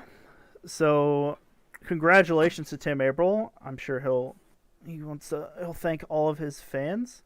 So definitely a lot of support for that driver. However, let's get into our interviews. I believe Jason Fort was just in there, and now he's gone. Let's see if we can get him into the chat here. Oh, here we go. Hey, Jason Fort, you got a copy? Yes, sir. All right, man. Well, first off, I want to say congratulations for the race win today. I also want to say congratulations because you managed to take and hog the entirety of our screen time tonight. So, heck of a domination, heck of a performance there. How were you able to get it done with your team? Well, first off, these guys are just the best that we've ever had. We got some work to do over the off season. We practiced, we trained, and we trained exactly for moments like these. And man, we're it feels like we're unstoppable because we picked up right where we left off with Joseph Smith fighting for the championship and then obviously getting the team championship. So yeah, it was just absolutely incredible. We just worked together as a team all race. Yeah, definitely. You were able to go. I know you had more than three trucks at different points, but yeah, I mean the three of you guys, you, Wood, and Smith, were all able to just hold it really strong on that outside there. What were you thinking when the caution came out with just a couple laps to go there? Do you think you were still going to be able to hold on to it, or do you think it kind of threw a wrench into the mix? It definitely threw something in the mix, I can tell you that. I don't think it screwed us up too much because, we had that chemistry, we had that communication with each other. So we knew that as long as we got the top and we could just rip that, we could defend and we could just, do whatever we could to keep the run and everything. So didn't worry us too bad, but definitely got our attention. Yeah, absolutely. How much was that top lane so critical to the performance today? Oh, it was massive. Usually when you're racing at, the refurbished Daytona or any other super speedway for that matter, usually you want the inside, and that's usually the lane that gets single filed quickly. But for some reason, the 08 has something at top where it's just 10 times faster. So we're able to get good runs up there, and I think it was very crucial for us to get up there as soon as possible. Yeah, awesome. I mean, it definitely worked out for you guys. So able to hold that top and take home the win tonight. So anybody you'd like to thank for this performance? Looking forward to this season and for the job you had here today. First and foremost, I want to thank God for giving me this group of guys. I mean, every single person at Full Throttle is, just a blessing to have, blessing to run with. Then I want to thank Morris Heating and Cooling for hopping on board this season, new sponsor. We're honored to have them on board, and I'm so glad that we could get a 1-2-3 to start off the season. If this has any intel for the rest of the season, we should be looking up. So hopefully we can get a championship for them. Next, I want to thank Cornwall Barbecue Sauce for obviously being the league sponsor. I just think their barbecue sauce is incredible. I really think everybody should try it. I want to thank you guys yourselves. Y'all put on a fantastic broadcast every time I watched it back. So y'all are doing a fantastic job, and I'm looking forward to the rest of the season. I want to thank Chris Lewis for owning the league and putting this league together. We got a huge growth over the off season with 40 guys in here, so he's done a great job to improve this league. I want to thank my teammates at Full Throttle.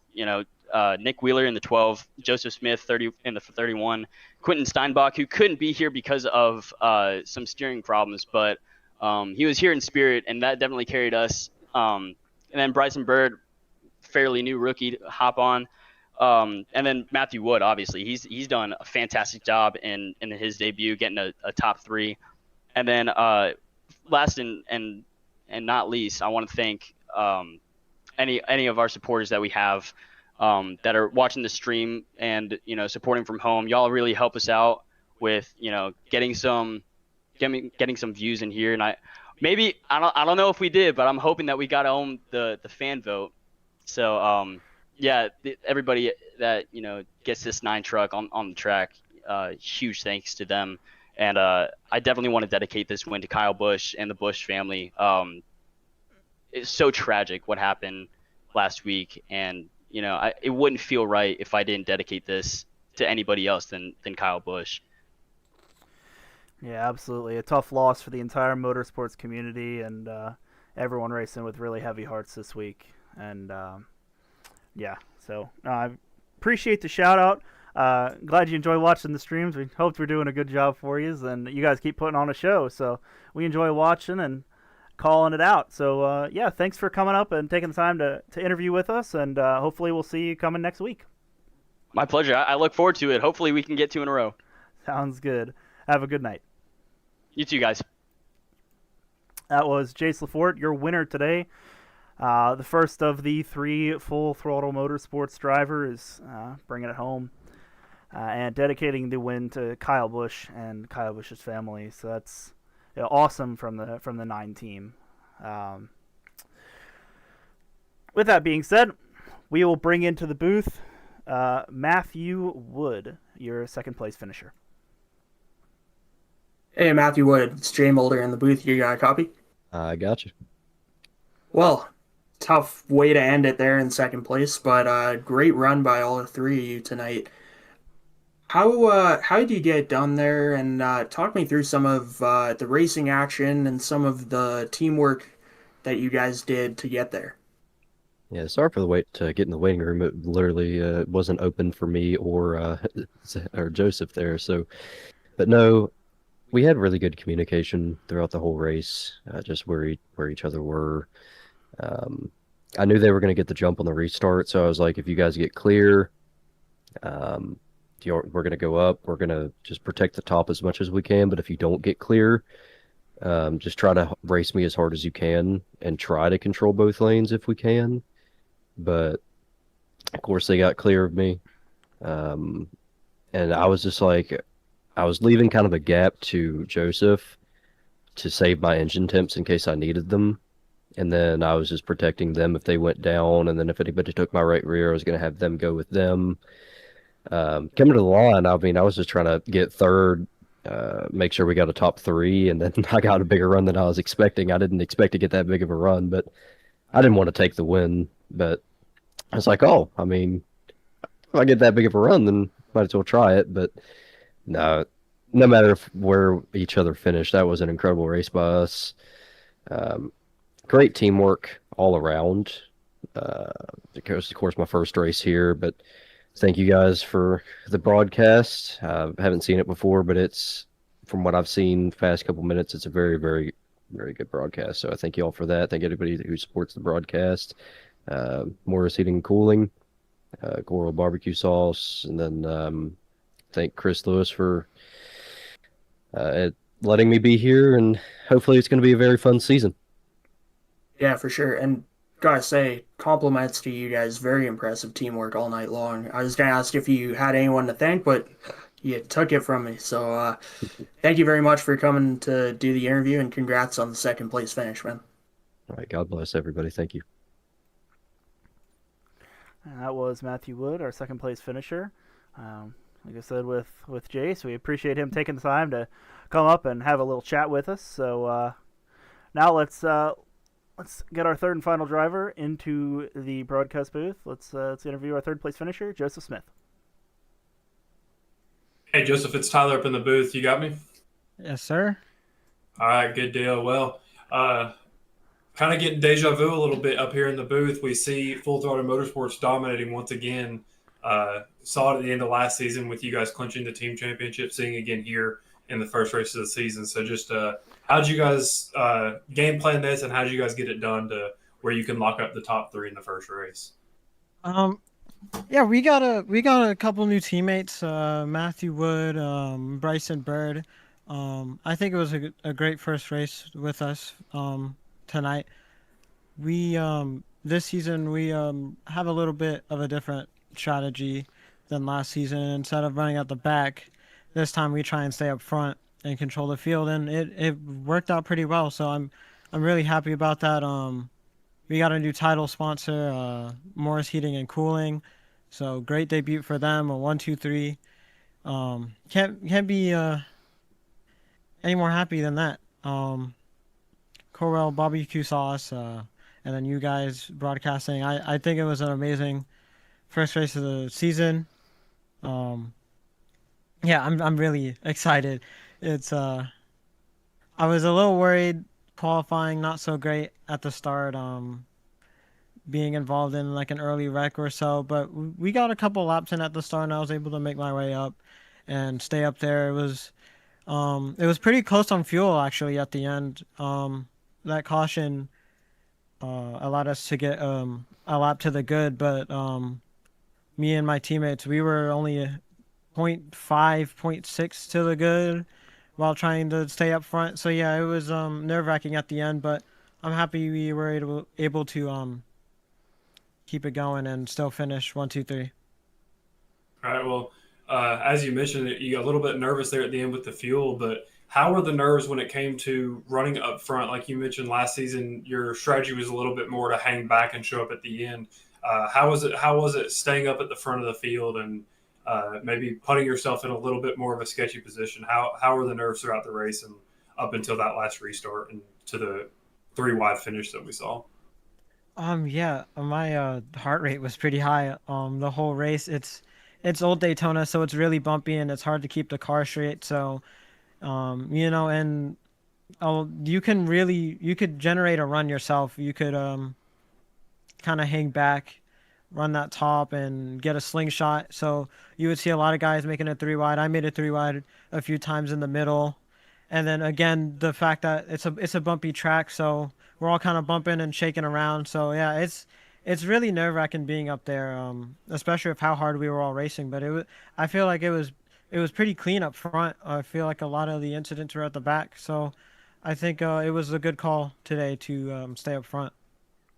Yeah, man, for sure. That strategy definitely worked well for you guys, and I think, like Josh said to Jace, y'all did a lot of screen hogging there at the end of that race, and basically from the middle on, it was all full throttle motorsport. So, congratulations on that run. Is there anybody you'd like to thank? I'd like to thank obviously all my teammates at Full Throttle, specifically Jace. He was the one that had invited me 2 seasons ago, and I've had a blast with them since. I want to shout out my own team that runs in this league, but they're kind of small, Chesapeake Racing. It wasn't a great day for them. One of them didn't start, and then the other got caught up in the first or second wreck, I think. So it wasn't a good day for them, but shout out to them too for showing up and trying their best. Man, well, good deal. And like I said, congratulations on the great start to the season. You were our number 1 seed going into the playoffs last year, and you're already on a great start to setting up a good seeding position in the playoffs this season. So congratulations. Thank you.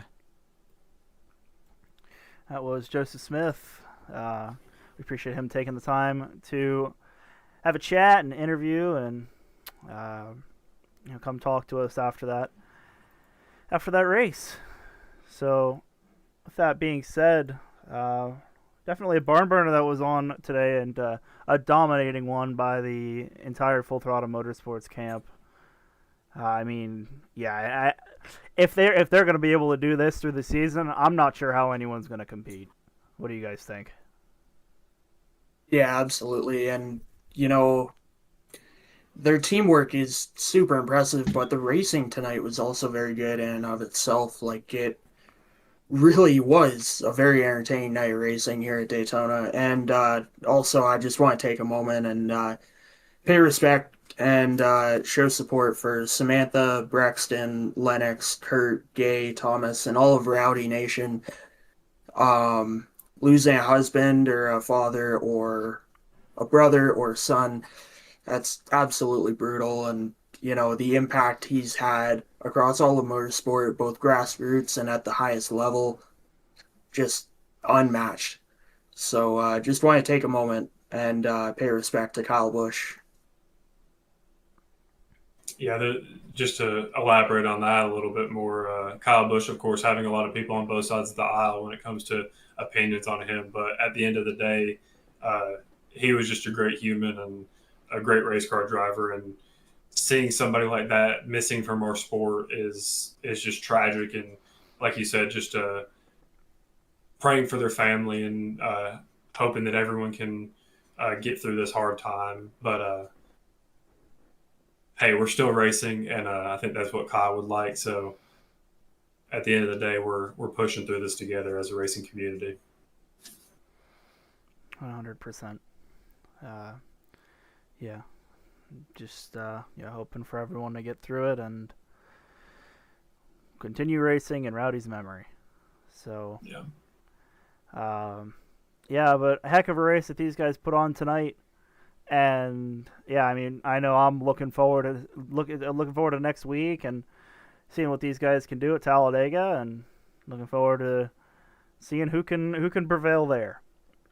Yeah, just to move on from to this next race, we heard there, we learned of the strategy change that Full Throttle Motorsports had from the end of last season to this season, and it's kind of scary in my opinion for the rest of the field, because at the end of last season we saw them dominate coming from the back and kind of saving their equipment, and then today we see them dominate staying up front. So it's like they're being able to win races no matter what they do. And I think that's scary for the rest of the field. But hopefully we can see these other teams and other drivers put up a fight as we move on further through the season. Yeah, absolutely. I almost prophesized it when I said those trucks are dangerous, and sure enough, 1, 2, 3, they moved up front. But also, it's cool the way that the season's gonna unfold like a storybook, and we're just in chapter 1 here. We've got 7 more to go. Or Yep. I got my numbers mixed up, but we've got a bunch more races to go here, and it's gonna keep unfolding in front of us. And I'm just so happy to be here with you guys to commentate it.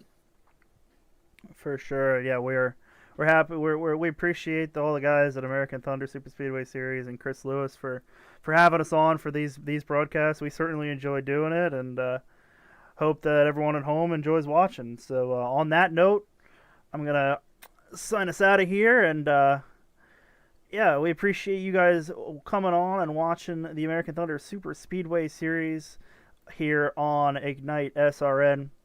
Look forward to seeing all of you return next week for Talladega Super Speedway. Same time, same place. We'll see you then. This has been Josh Patterson, Jay Moeller, Tyler Ryan in the Ignite SRN booth, signing out.